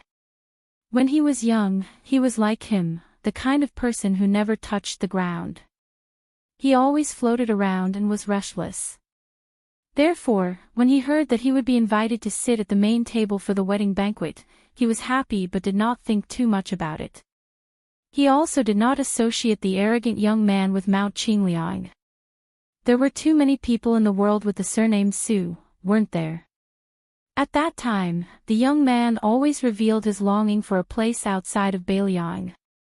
He wanted to be a chivalrous Jianghu wanderer who used the best sword, drank the strongest wine, and found the most beautiful woman in the Jianghu. She would definitely be the kind who was prettier than the women in Yanji County. The old man always sang a different tune to the young man. He used the tone of an experienced person to tell him that he should not be so ambitious. No matter how good the Central Plains was, it was not his home. At that time, the young man also sighed with emotion and said that he also understood this principle. His master who taught him how to read and write at home once said, "For a young man, 10 years is not considered a long time after leaving home. For an old man, leaving home with just one step is a long journey. After the old man heard this, he laughed and said that your family's teacher was really knowledgeable. How could he teach a half-baked disciple like you? Sometimes the two of them would sit together and chat. The old blind man, old Su, would sit on a tree stump next to them. He would lean on his walking stick with both hands and secretly doze off while basking in the sun. Perhaps many years ago, on the battlefield of the Western Fortress, there was a young soldier from the old barracks. His legs were not crippled, his eyes were not blind, but he also had a similar scene. He would also doze off under the sun. The only difference was that the walking stick in his hand had been replaced by an iron spear. Perhaps there was a large banner with the character, Su, not too far away, flapping loudly in the wind. Now it was already the beginning of autumn in the 3rd year of Xiangfu. The blind man, old Su, had died long ago. Naturally, there would be no more chatter. The old man did not live long enough to drink the young man's wedding wine. The young man had once promised the old man that after the old man died, he would personally carry the coffin and send the old man off. But the young man did not do it. At that time, he was far away in Jiangnan. He did not go to old Su's grave. He only gently poured the green and wine on the ground in front of the tree stump.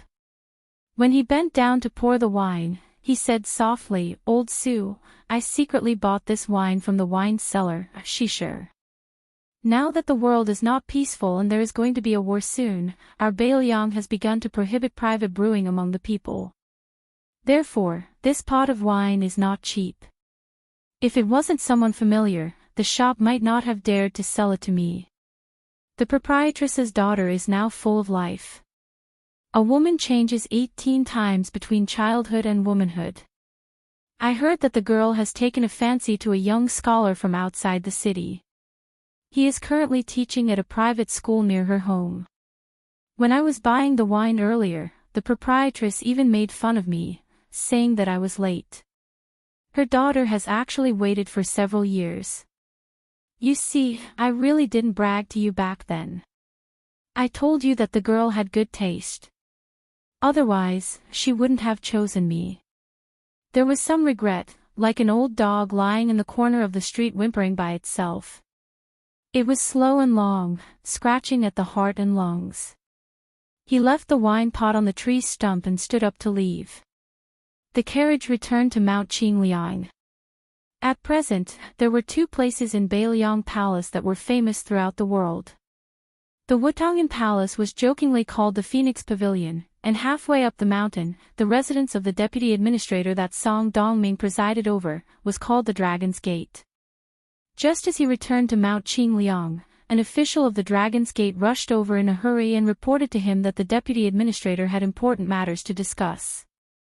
When he saw Song Dongming personally standing in front of the low official residence and waiting, he knew that regardless of whether the news was good or bad, it was definitely not a small matter. Otherwise, given the composure of one of the former prime ministers of Liang, he would not be so impatient. As expected, Song Dongming waited until he came closer before turning and walking into the official residence in the middle. His voice was slightly urgent as he said, "The 4 pieces of news have been gathered together. They are respectively related to Liuzhou, the Central Plains, the capital, and Beimang. They are all considered by the prince."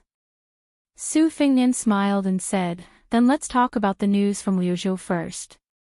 Song Dongming nodded and said, "There is an urgent spy report from the military town of the Phoenix Division closest to the western regions. Chao Wei and Xie Shibian have arbitrarily changed the strategy set by the Governor-General and have chosen to take the initiative to attack. They want to take down Zhong Tan's cavalry in one go at the mouth of Mount Miyun." Su Fingnian's expression was normal as he said, "It should be because the monk soldiers of Mount Lantuo did not move with Zhong Tan's cavalry." Song Dongming said worriedly, "Even so, the difference in strength between the 2 sides is not large. Isn't it against the original intention of Liuzhou to use troops to exchange lives in a head-on clash?" Su Fingnian shook his head and said, if we are unable to wipe out Zhong Tan's cavalry at the mouth of Mount Miyun, then this battle will be meaningless. It can even be said that their greed for merit has caused Liuzhou to fall into a passive state. But since even Xie Shibian is willing to take the risk with Chao Wei, I believe in their foresight. Song Dongming sighed and said with a bitter smile, these two fellows are really troublesome. Su Fingnian smiled and said, if they win, there might be an unexpected surprise. Song Dongming understood and said, that's true.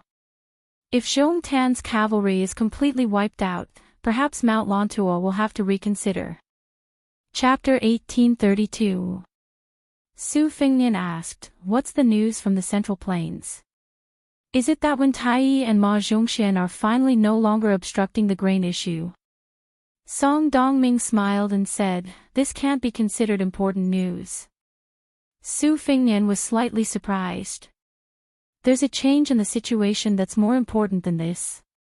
After Song Dongming and Su Fingnian took their seats in the meeting hall, this deputy administrator of Beiliang, who had already been acknowledged by the Ministry of Personnel of the Liang Imperial Court, had a playful look in his eyes. That king of Jing'an, Zhao Sun, who was originally loyal to the Imperial Court, has just joined the two rebel vassals. Su Fingnian was stunned where he stood. Song Dongming sneered and said, waiting for the right price to sell, this move is really beautiful. I estimate that this vassal king, who is able to judge the situation, has sold himself for a sky-high price. Su Fingnian felt this was absurd and said with a frown, could it be that Zhao Bing and Chen Jibao want to push Zhao Sun out to be the emperor? Song Dongming smiled and said, Wang Yi is right. Su Fingnian sank into deep thought. If one added the Jing and road in the middle of the Central Plains, and the western Shu and southern Zhao that had long been controlled by Chen Jibao, then the entire area south of the Guangling River was completely united. Half of Li Yang's territory was already in the hands of the three vassals. At this time, the king of Yan, Zhao Bing, who was the first to start the war and had the most power, seemed to be the most qualified to ascend to the throne and rule with Li Yang by dividing the river. However, in reality, it was the exact opposite. Zhao Bing was the least suitable to change his official robe for a dragon robe. No matter how bad Song Yushu described the emperor of Liyang in the imperial edict, the entire court, especially the nobles led by Gongnamdu, were still loyal to Great Peace City. Zhao Bing was not suitable to stand out, and Chen Jibao, who did not have a proper surname, was even more unsuitable. Thus, the king of Jing, Zhao Sun, became the most difficult choice. In the Liyang dynasty that had not yet annexed the Central Plains, Zhao Sun and his son's branch of the Zhao clan were actually far more suitable for the orthodox status than Zhao Heng's branch of the Liyang dynasty. After the old king of Jing, Zhao Heng, failed to seize the throne and was exiled to Qing province, there was a reason for his deep resentment. In the current Xiangfu dynasty, there were probably not many officials who knew of this secret. Before Zhao Zhuan's grandfather ascended the throne, because Chen Wang, who was of the same generation as him, did not have a son, the imperial clan court had proposed that Zhao Heng be adopted by Chen Wang's branch. However, the process of Zhao Zhuan's grandfather ascending the throne was even more confusing than that of his son, Zhao Zhuan. In the end, Zhao Heng's identity became a muddled matter that even the elders of the imperial clan court could not understand. However, if this old matter was brought up again now, it was better to be early than coincidental. It could be said to be just right. Su Fingnian did not feel any jealousy towards Zhao Sun's meteoric rise, but he could not help but laugh. He thought of that pitiful fellow who had been thrown into the spring god lake by him twice. Did he really give him a dragon robe to sit on the dragon throne? Su Fingnian gathered his thoughts. No matter how chaotic the Central Plains are, that's it. Oh right, is there any movement in Great Peace City? Out of habit, Song Dongming used his thumb and forefinger to rub a jade pendant hanging from his waist. He smiled and said, the eunuchs in charge of the Directorate of Credentials have all moved out. They're on their way to Beiliang with a large pile of fresh imperial edicts and decrees. Su Fengnian said in bewilderment, a large pile. Song Dongming couldn't help but laugh. Otherwise, why would they need 3 or 4 eunuchs from the Directorate of Credentials to go out together? The most important is your title of Pillar of the Country, and the posthumous titles for Lu Jinu, Wang Lingbao, and the other generals of the Beiliang Frontier Army. For example, Great Peace City posthumously made Lu Jinu a first-rank count and gave him the title of Gu Jing.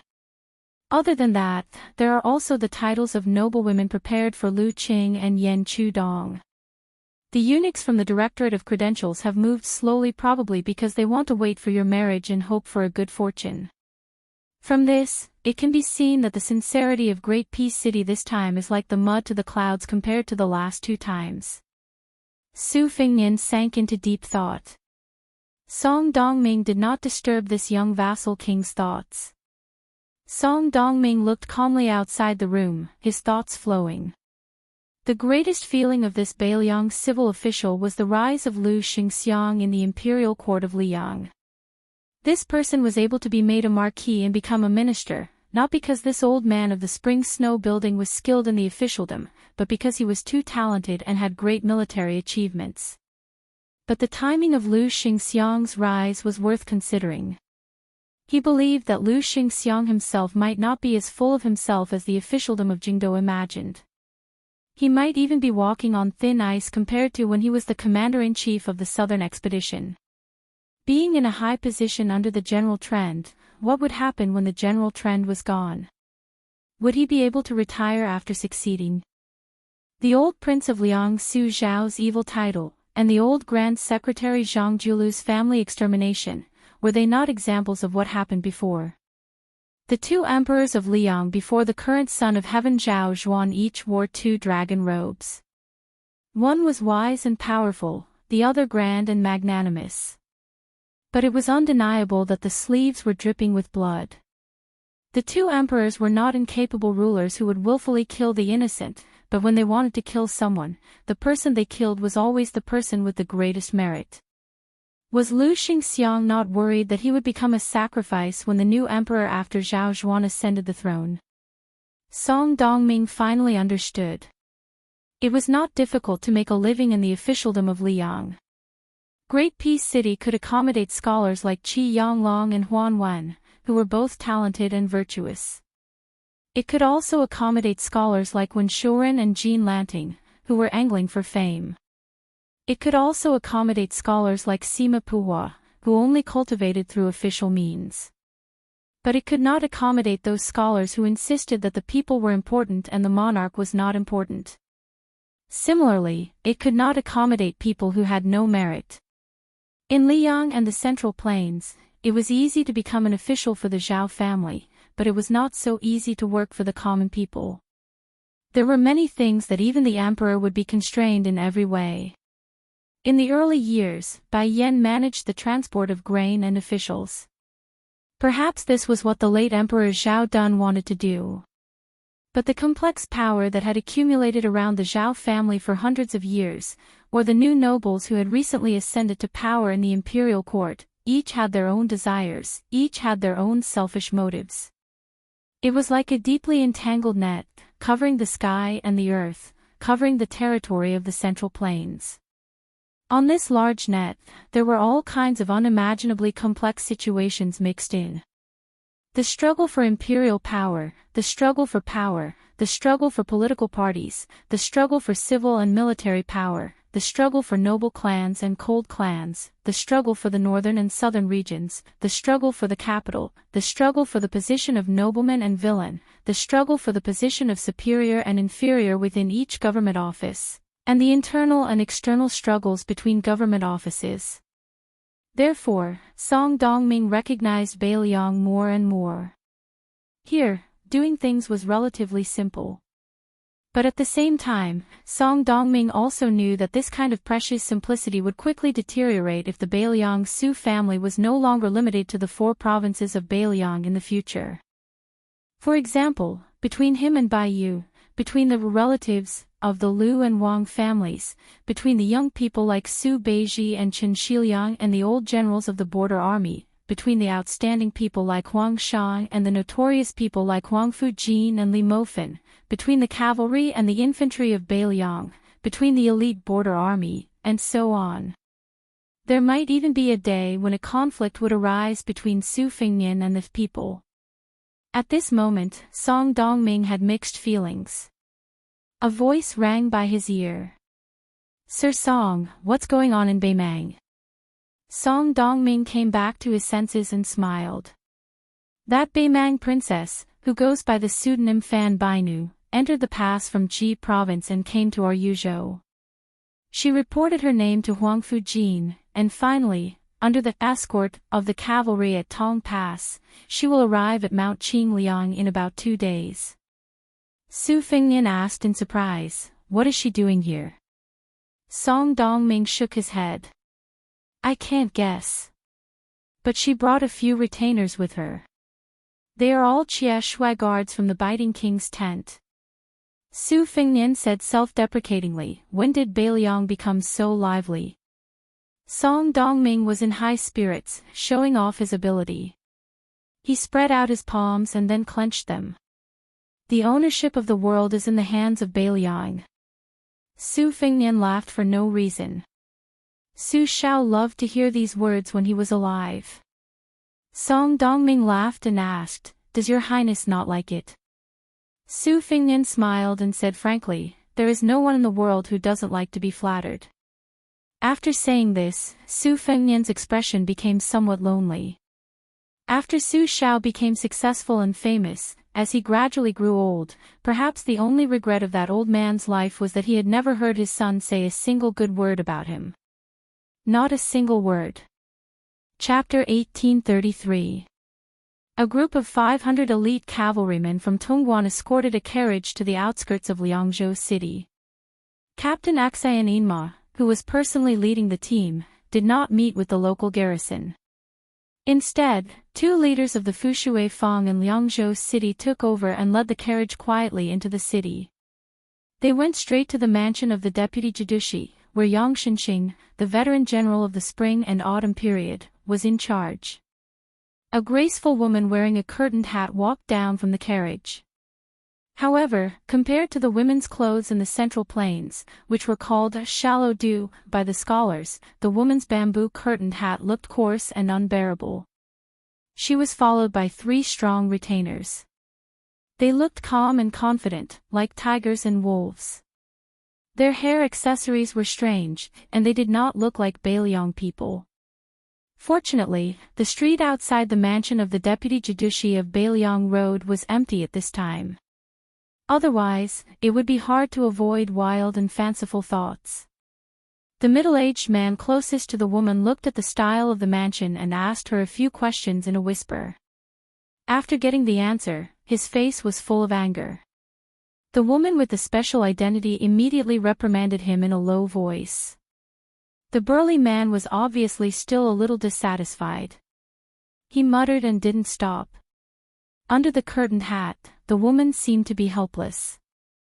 The Chieshua bodyguards were all direct descendants of the Norland officials of the grassland, and the one beside her was even more unusual. She was actually curious about the young lord's choice of meeting here. According to the spies of the western capital, Yang Shenxing, the general of Liang, did not have a good time in Beiliang Road. The mansion temporarily under the old general's name was not supposed to accept such an important military mission. However, since Mount Qingliang had made such an arrangement, as a guest from afar, she had no choice but to accept. In fact, the worst situation she expected was that she would not even see the outline of Liangzhou city and the 4 of them would quietly die on the way. Now that the young vassal king was willing to show herself, it could already be considered a good result. Her familiarity with Qingliang Mountain and the northern Liang Iron Cavalry was far from what the 3 proud and arrogant Xie Shui guards beside her could compare to. In their entire lives, these 3 people had probably only interacted with the remnants of the Southern Dynasty, and their knowledge of the Northern Liang border army was only limited to some rough military intelligence reports. The person leading the way for them was a middle-aged man with an amiable demeanor. His clothes were decent, not extravagant, but exquisitely ironed. Beside the middle-aged man who looked like the steward of the mansion, there was a young maidservant. Her face was delicate, but she had voluptuous breasts, a thin waist, a plump buttocks, and long legs. If she were lying on the bed, perhaps she would look very much like a rouge horse. Even the woman in the curtained hat could not help but look at the maidservant, not to mention the Xia Shui bodyguard beside her. He did not hide the passion in his eyes. He swallowed and suddenly laughed. He sped up and reached out to touch the maidservant's slender waist. The woman in the curtained hat did not have time to stop him. However, the burly Xia Shui bodyguard did not succeed either. His arm was gently held by the middle-aged manager who had turned around and stopped walking. The burly Xia Shui bodyguard struggled hard, but he could not move. He suddenly felt that he was facing a great enemy. There was no longer any contempt in his eyes. However, no matter how hard he tried, he could not break free from the manager's white fingers. The middle-aged manager did not look at the Xia Shui bodyguard at all. Instead, he looked at the woman in the curtained hat and said with a smile, "This is not your Beimang. There has never been a custom of giving beautiful concubines and maidservants. If you have the ability to make a woman fall in love with you at first sight, then that is true ability. If you don't, this lady, you should obediently restrain the people around you. Otherwise, I believe you are familiar with how Beiliang treats its guests in the past 20 years. After saying these words, the middle-aged man calmly loosened his 5 fingers. The burly Xia Shui bodyguard was caught off guard and staggered backward. The other young Xia Shui bodyguard quietly stepped forward and reached out to support him. Only then did he stand firm. The Beimang bodyguard, who had lost face, was furious. He reached out to grab the white rainbow saber at his waist that only members of the royal tent could wear. He was about to draw the saber in anger. The middle-aged man remained indifferent towards this. His face was still that calm and amiable expression. He shot a glance at the muscular northern Mang man who seemed to only have muscles but not brains, and said with a smile, "If you want to use this to test our prince's bottom line, then as a servant, I can't help but give you a word of advice. This action is meaningless and meaningless." The burly Xia Shui bodyguard immediately restrained his irritable expression. However, he still held the beautiful saber and stared at the hidden martial arts master in front of him. At the same time, the bruise on the wrist holding the saber instantly disappeared. It was obvious that the middle-aged manager's skills were not ordinary, and this Xia Shui bodyguard who had purposely made himself look wretched was definitely not someone easy to deal with. The woman in the curtained hat asked indifferently, "Sir, you shouldn't be the manager of this deputy provincial governor's mansion, right?" The middle-aged man did not hide anything. He nodded and said, "I am a servant at Mount Qingliang. I do some chores and welcome people who come and go." She suddenly understood. There was more respect in her tone. She smiled and asked, "Are you Manager Song from Wutongan of the Wang family?" The middle-aged man who had served the Beiliang Su family for 2 generations, first signaled the maid to continue leading the way with his eyes. Then, he walked side by side with the woman in the curtained hat who recognized his identity. He smiled and said, "I didn't expect Princess to have heard of me." The woman in the curtained hat was Beimang's Qinghuan commandery princess who used the alias of Fan Bainu. She had the reputation of being the best in the grassland on horseback. The story of Fan Bainu and the former Beiliang protector General Chen Jibao, a hero and a beauty, had also been widely spread in Beiliang. She said softly, "The king of Shu has mentioned Sir Song's father many times in casual conversation." Song Yu, the head manager of Mount Qingliang, frowned and did not reply. In Beiliang, perhaps even many of the spies and men of sacrifice who had entered the whisk room later did not know that the old manager, who had been coughing all year round, was actually the same as Tide Listening Pavilion's Li Shan and the current Chu Lushan, the founder of the whisk room. The reason why the old man at the bottom of the lake had been imprisoned at the bottom of the tide-listening lake was because he was no match for Jian Zhouhuang. However, the reason why Jian Zhouhuang had remained at Mount Qingliang as a horsekeeper was another secret that had long been buried in the depths of the whisk room's secret files. After Su Shao had been conferred the title of king and taken over Beiliang, countless remnants of the Central Plains and Jianghu people had rushed to Mount Qingliang to take revenge on the Su family. If it could be said that they had not been able to kill the old cripple butcher even after exhausting all means at their disposal, it was because Su Shao had Su Yanbing and Han Laozhan, Wang Xiu's junior brothers, serving as his personal retainers. Then, at that time, His Royal Highness Su Fengnian, who often roamed the three prefectures of Beiliang, had servants and retainers at his side. If it could be said that the servants and retainers at his side could be said to be able to compete with the other Beiliang's junior brothers who also did not engage in proper work, then it could be said that they were not enough when faced with a true Jianghu expert or top assassin. How could Su Fengnian still be alive and kicking? At that time, Song Yu, the steward of Wutangan, who was an inconspicuous person with a gentle voice and a mild temper, seemed to have been busy paying for His Royal Highness's drinks and wine in his early years, and giving gold and silver plaques to the wanderers who caught his master's attention. He seemed to be a harmless guy who only knew how to clean up after His Royal Highness's mess. This was the truth of everything. Before White Fox's face read through all the secret manuals in the tide-listening Lake Marshal Library, there was actually another person who had accomplished this feat first. This person was Song Yu. Although he had been seriously injured when he was young and had an incurable disease, resulting in his body being only at the level of level 2 master, regardless of whether it was his high vision or the various finger mystery realm secret skills that he had learned from others, Song Yu could be said to be worthy of the title. He was the second person after Su Fengnian of Mount Liang. When Fan Bainu was led by Song Yu to a lakeside pavilion, he recognized the young king almost at first glance. Chapter 1834. There was no distinction between the host and the guest in the pavilion. The young king was surrounded by a graceful scholar in white, a tall and majestic old man, and a middle-aged man who looked 60 to 70% similar to the old man. After seeing Fan Bainu and the others, the young lord slowly got up and walked to the top of the stairs. With a smile on his face, he welcomed the princess of the enemy country who had quietly sneaked into Liangzhou. Fan Bainu didn't know why, but she didn't feel relieved after seeing this scene. Instead, she hated this young man even more. She didn't know why.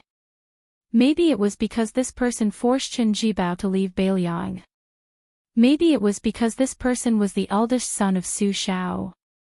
Maybe it was because the tragic battle at the Calabash Gate spread to Beimang.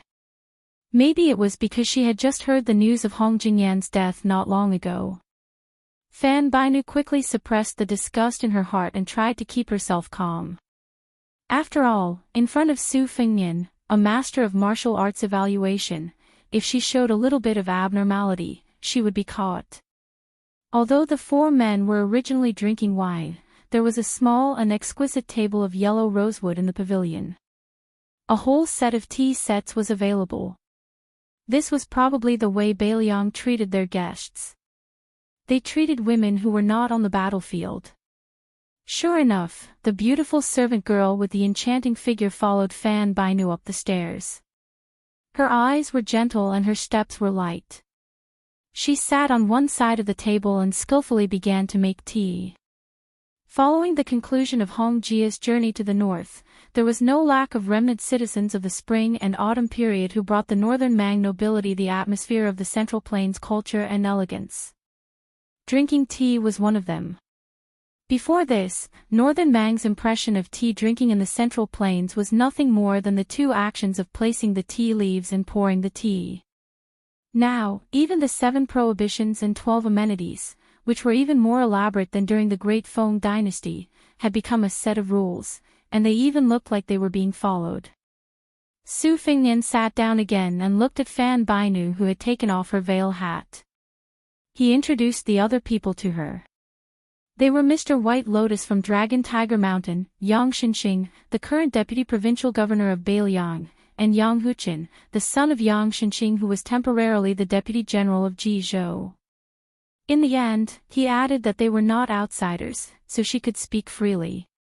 When Fan Binu was carefully considering her words, Su Fengnian suddenly looked at the 3 Beimang guards outside the pavilion. He retracted his gaze and slowly said to her, "If this king did not remember wrongly, the white rainbow saber with the golden peach leather sheath was produced by the yellow royal family 30 years ago. There were only 16 sabers in total. Excluding the few in the king's tent, there were only 9 sabers in the whole Beimang.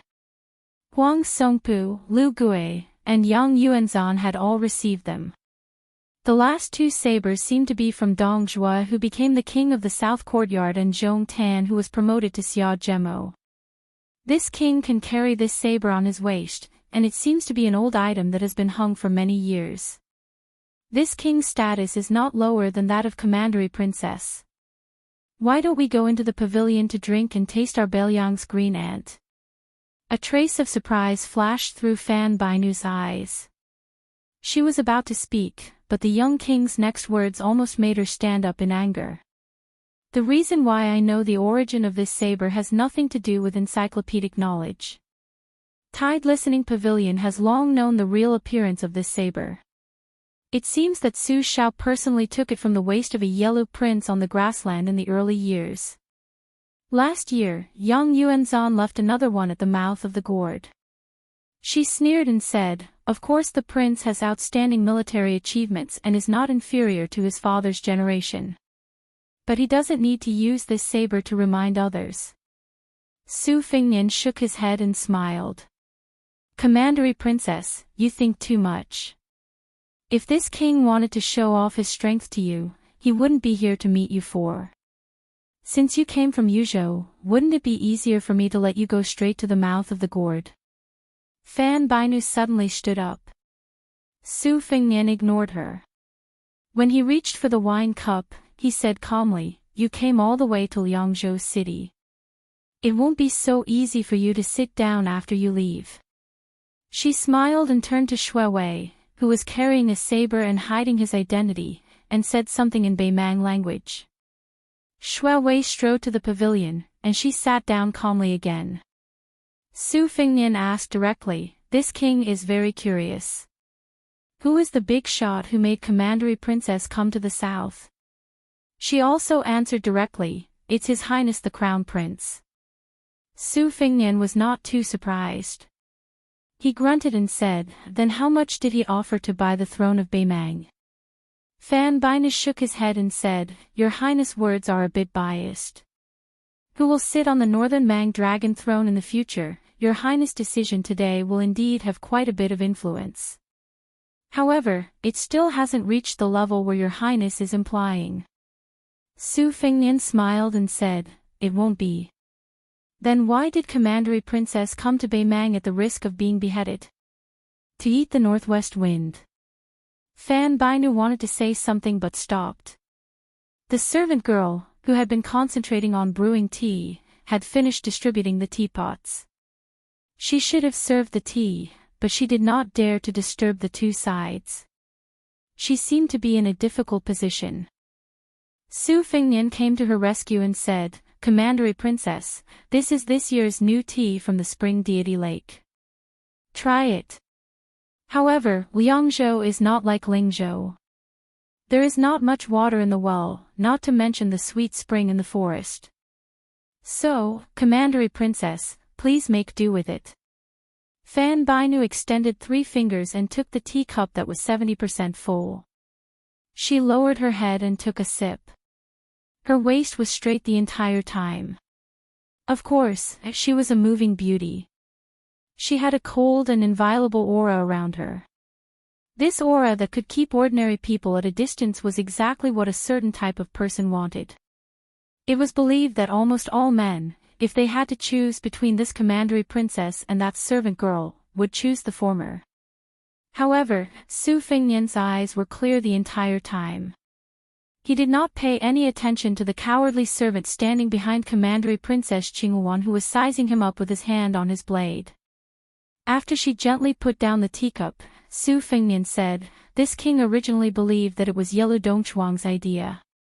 After all, before this person returned to Beimang, he had specially gone to Mount Wudang to meet with me under the accompaniment of Dang Mao.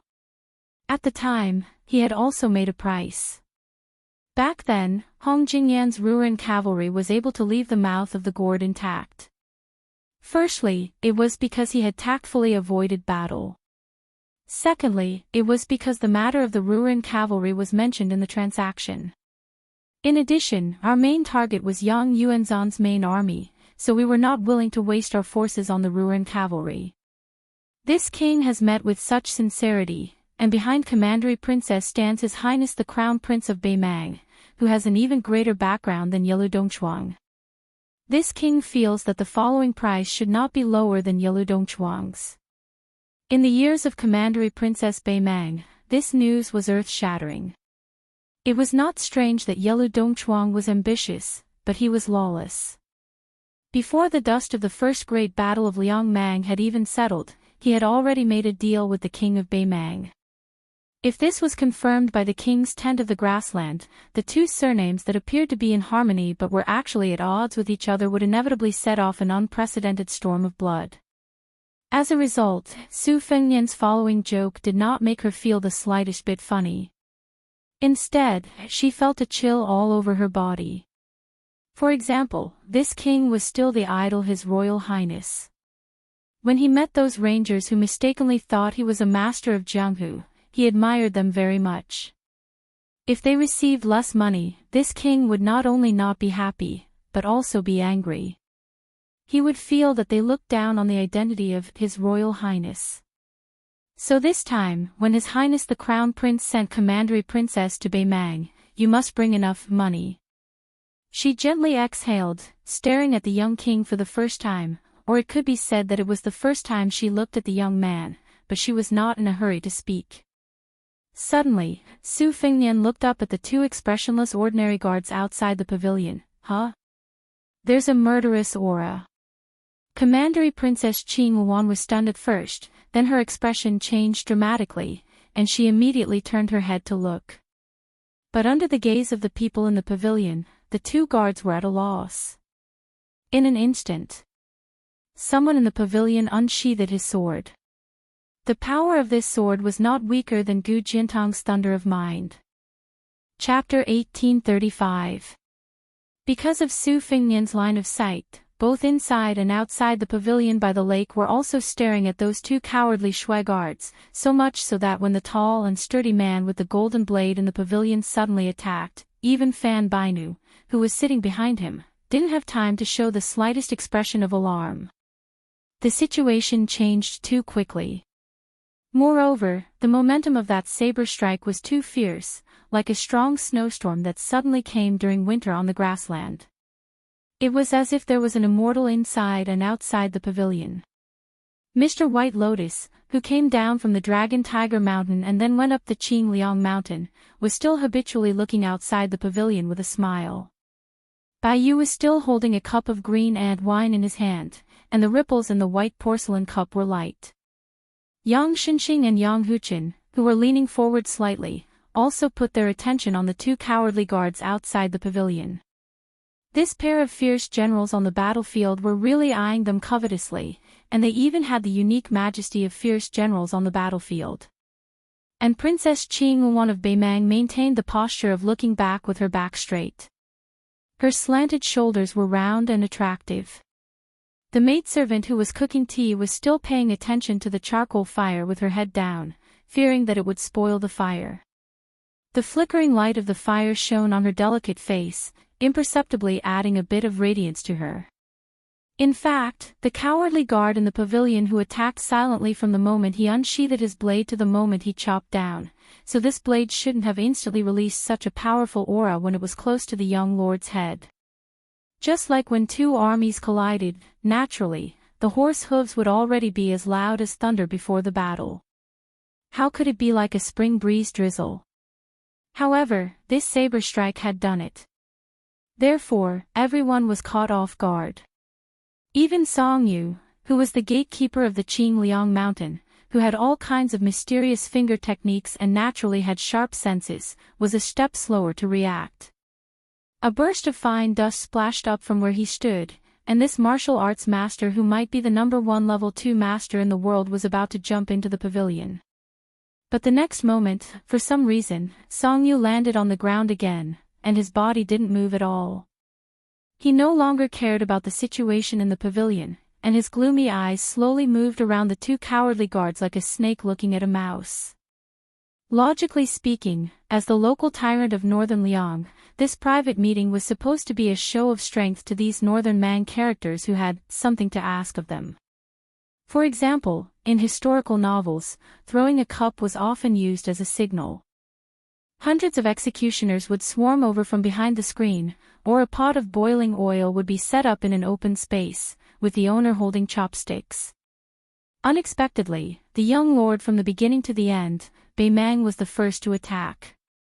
This group of Immortals knew that they were facing one of the 4 masters of the Bei Mang Wushu, and in the territory of the Su family's territory of the Su's family of the the Beiliang cavalry, of the Su of the southern of Bei Mang, of the southern of the families of the ofs. Mr. White Lotus's eyes were still looking outside the pavilion. The wine in his cup rippled violently, and he sighed softly. When Princess Qing Wan looked back again, she didn't see the scene of heads falling to the ground and blood splattering everywhere.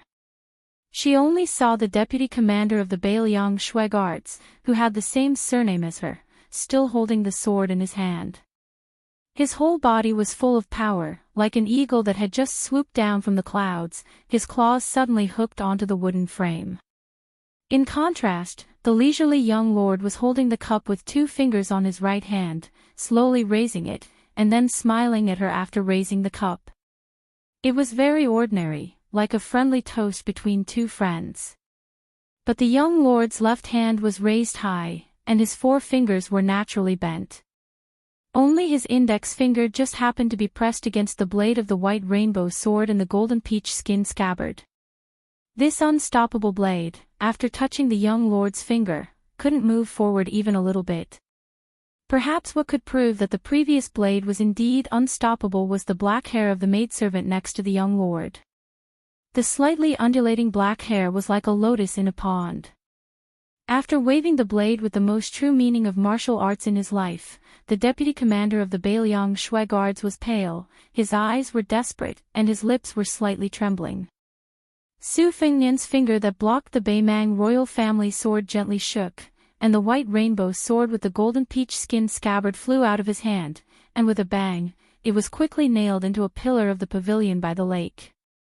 The Beiliang Shui Guards, who was determined to die, but also thought that the chance of success was very high, didn't care whether the young lord understood the Bei Mang language or not, and said in a trembling voice, "Weren't you successfully injured by Tuoba?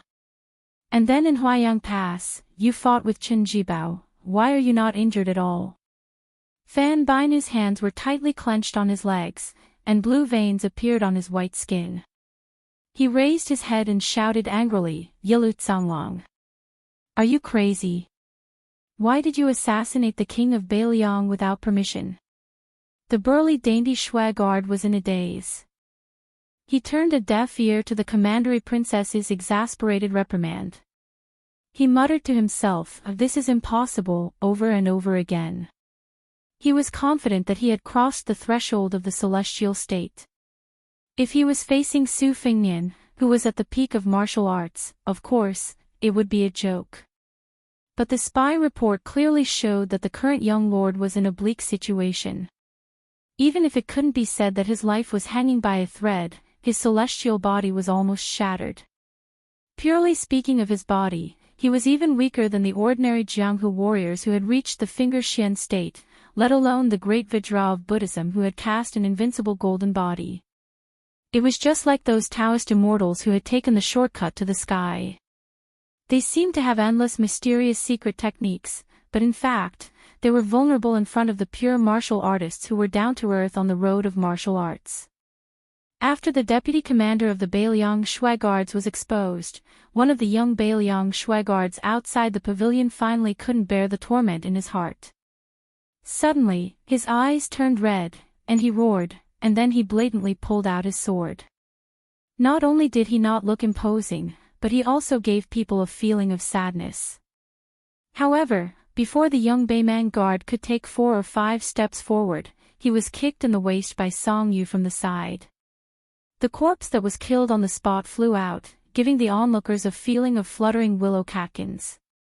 Next, everyone present looked at the remaining Bailiang Shui guard in unison. Song Yu's eyes were cold, Yang Xinqing and Yang Huchen's eyes were sharp, and Mr. White Lotus, who had been reading too much, seemed to know his own limits. He didn't look outside the pavilion in vain. Instead, he put down the empty wine cup and smiled at the frightened maidservant who was cooking tea, as if he wanted to ask her for a cup of tea. The young Bailiang Shui guard had a pitiful look on his face. A strange scene appeared. It was still not outside the pavilion, but inside the pavilion, very close to the young lord. Su Fengnian leaned back, barely dodging an extremely ruthless hand knife. The arm that was exposed from the shoe-embroidered sleeve was slender and beautiful, full of ivory gloss. But when her hand was used as a knife, it was full of murderous intent. Chapter 1836. If he was stabbed in the neck by this seemingly ordinary hand knife, he believed that it would be even easier than being chopped in half by the white rainbow sword. Princess Qing Wan, who was at a loss, stared blankly at the harmless maidservant who was brewing tea. The corners of her mouth held a faint smile, and the lingering charm between her graceful brows even remained the faint fear that she had deliberately faked after the previous unforeseen event. She twisted her wrist. The hand knife swept horizontally towards the young king's throat. The next moment, Su Fengnian held 2 arms with both hands and blocked 2 hand knives at the same time. One hand knife was from the mysterious maidservant who was cooking tea. And the owner of the other arm, even Song Yu, who knew everything about the Qingliang mountain, probably didn't expect it. Princess Beimang widened her eyes and couldn't help but have a look of disbelief on her face. She didn't know when a girl was standing next to her. She stepped on the table with one foot, and her hand knife was probably only a thin line away from the temple of the maidservant who was sitting sideways. Su Fengnian didn't look at the maidservant who was cooking tea, but raised his head and smiled helplessly at the little girl who still had the childishness of a girl's body. In front of so many distinguished guests, it's not appropriate for you to make a bloody scene, right? The girl snorted with a fake smile, retracted her hand, and then jumped up, grabbed the eaves of the pavilion by the lake with one hand, and disappeared after a light flip. Su Fengnian turned his head and said to the maidservant, "What is your relationship with the little girl in the princess's tomb?" The eyes of this young maidservant, who was actually very good-looking, were still gentle, without the slightest ruthlessness of ordinary Jianghu killers. She turned her eyes and saw that the young king was holding her hand, and there were drops of black blood oozing out from his fingertips. She raised her sharp chin again and saw that between the young king's eyebrows, there was a purple gold mark, as if an immortal had opened his third eye. She used the most mellow Gangnam-do voice and said softly with a smile, "Your Highness, you have a good method." Su Fengnian laughed it off. Blood that was as black as Su Fengnian's fingertips seeped out of the corner of her mouth. Her face was filled with relief as she slowly closed her eyes. After Su Fengnian let go of her arm, he held her shoulder and let her lie on the yellow rosewood table. She was just like an ordinary servant girl, slacking off and falling asleep. Su Fengnian replaced the maidservant and handed Bai Yu a cup of fragrant spring spirit lake tea. Mr. White Lotus took the teacup, sighed again, and drank it in one gulp. Drinking tea was like drinking wine. The vice-commander of the Jia Shui guards watched all of this with cold eyes. It was very likely that her real identity was the maid of the Princess Tomb female death warrior. When she attacked, he didn't have the intention to take advantage of the situation. At this time, he had a heroic smile on his face.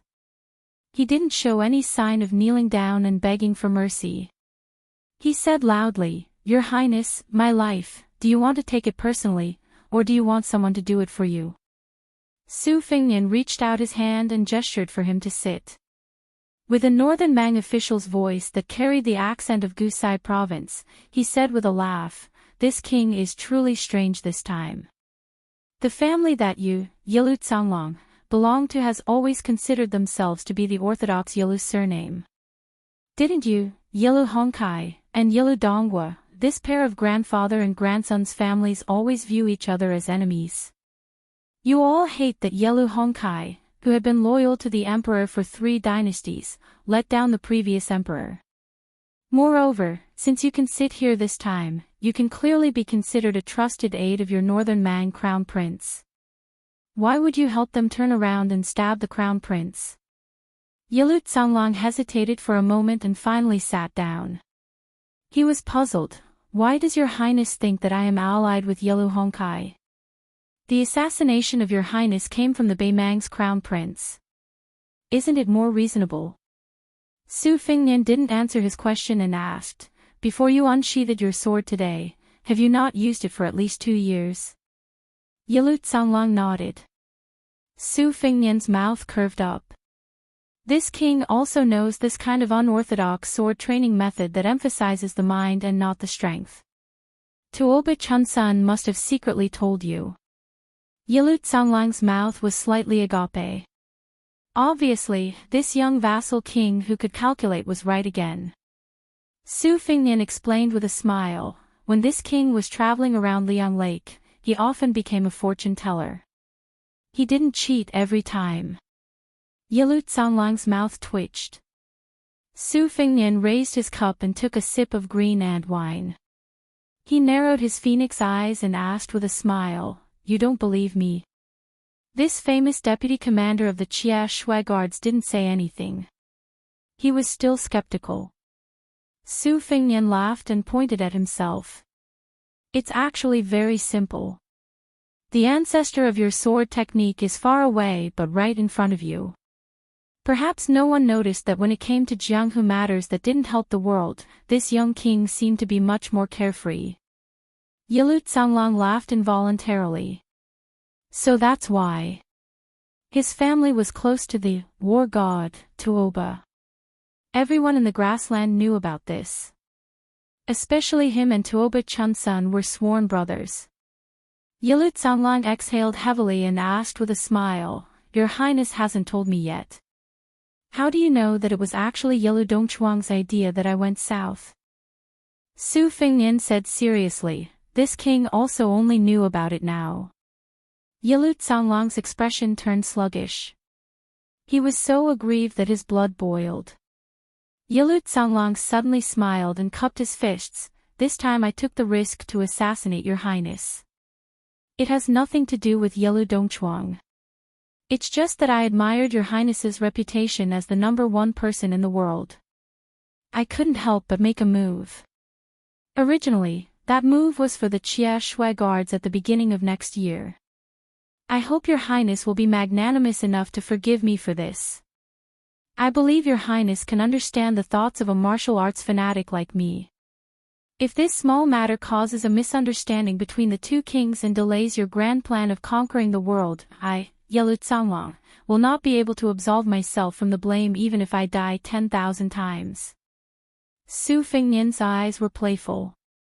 Just as Yilu Canglong was about to instinctively think about the deeper meaning of the young king's words, this burly man suddenly turned his head with difficulty and looked at the insignificant woman in his eyes. What Fan Bai knew, what Beimang's first commander. Originally, as long as he completed this business, there would no longer be Princess Qing Wan in this world. She would only become a plaything on his bed. Could it be that the good-for-nothing crown prince had the guts to say no? If he, Yilu Canglong, was really annoyed, when the Beimang imperial court was turned upside down in the future, even the crown princess who won the title of a Han Gu in the chess and sword music school would also be snatched into his pocket. But at this moment, the Chia Shui guard's vice commander Yilu Canglong was clearly a dying man. A dagger pierced through his thick neck. And the Beimang princess who was holding the dagger with both hands quickly pulled it out after her successful attack. Her movements were clean and efficient, without the slightest hesitation. Yilu Zhonglong covered his bleeding neck with one hand and pointed at the woman with the same surname who was even more ruthless than him with the other hand. Fan Bainu gently put down the dagger and didn't look at Yilu Zhonglong at all. She stared at the young king across the table. Your Highness, now you and I can continue the original topic. I will still do the business for His Highness the Crown Prince. And now, Your Highness seems to have no other choice.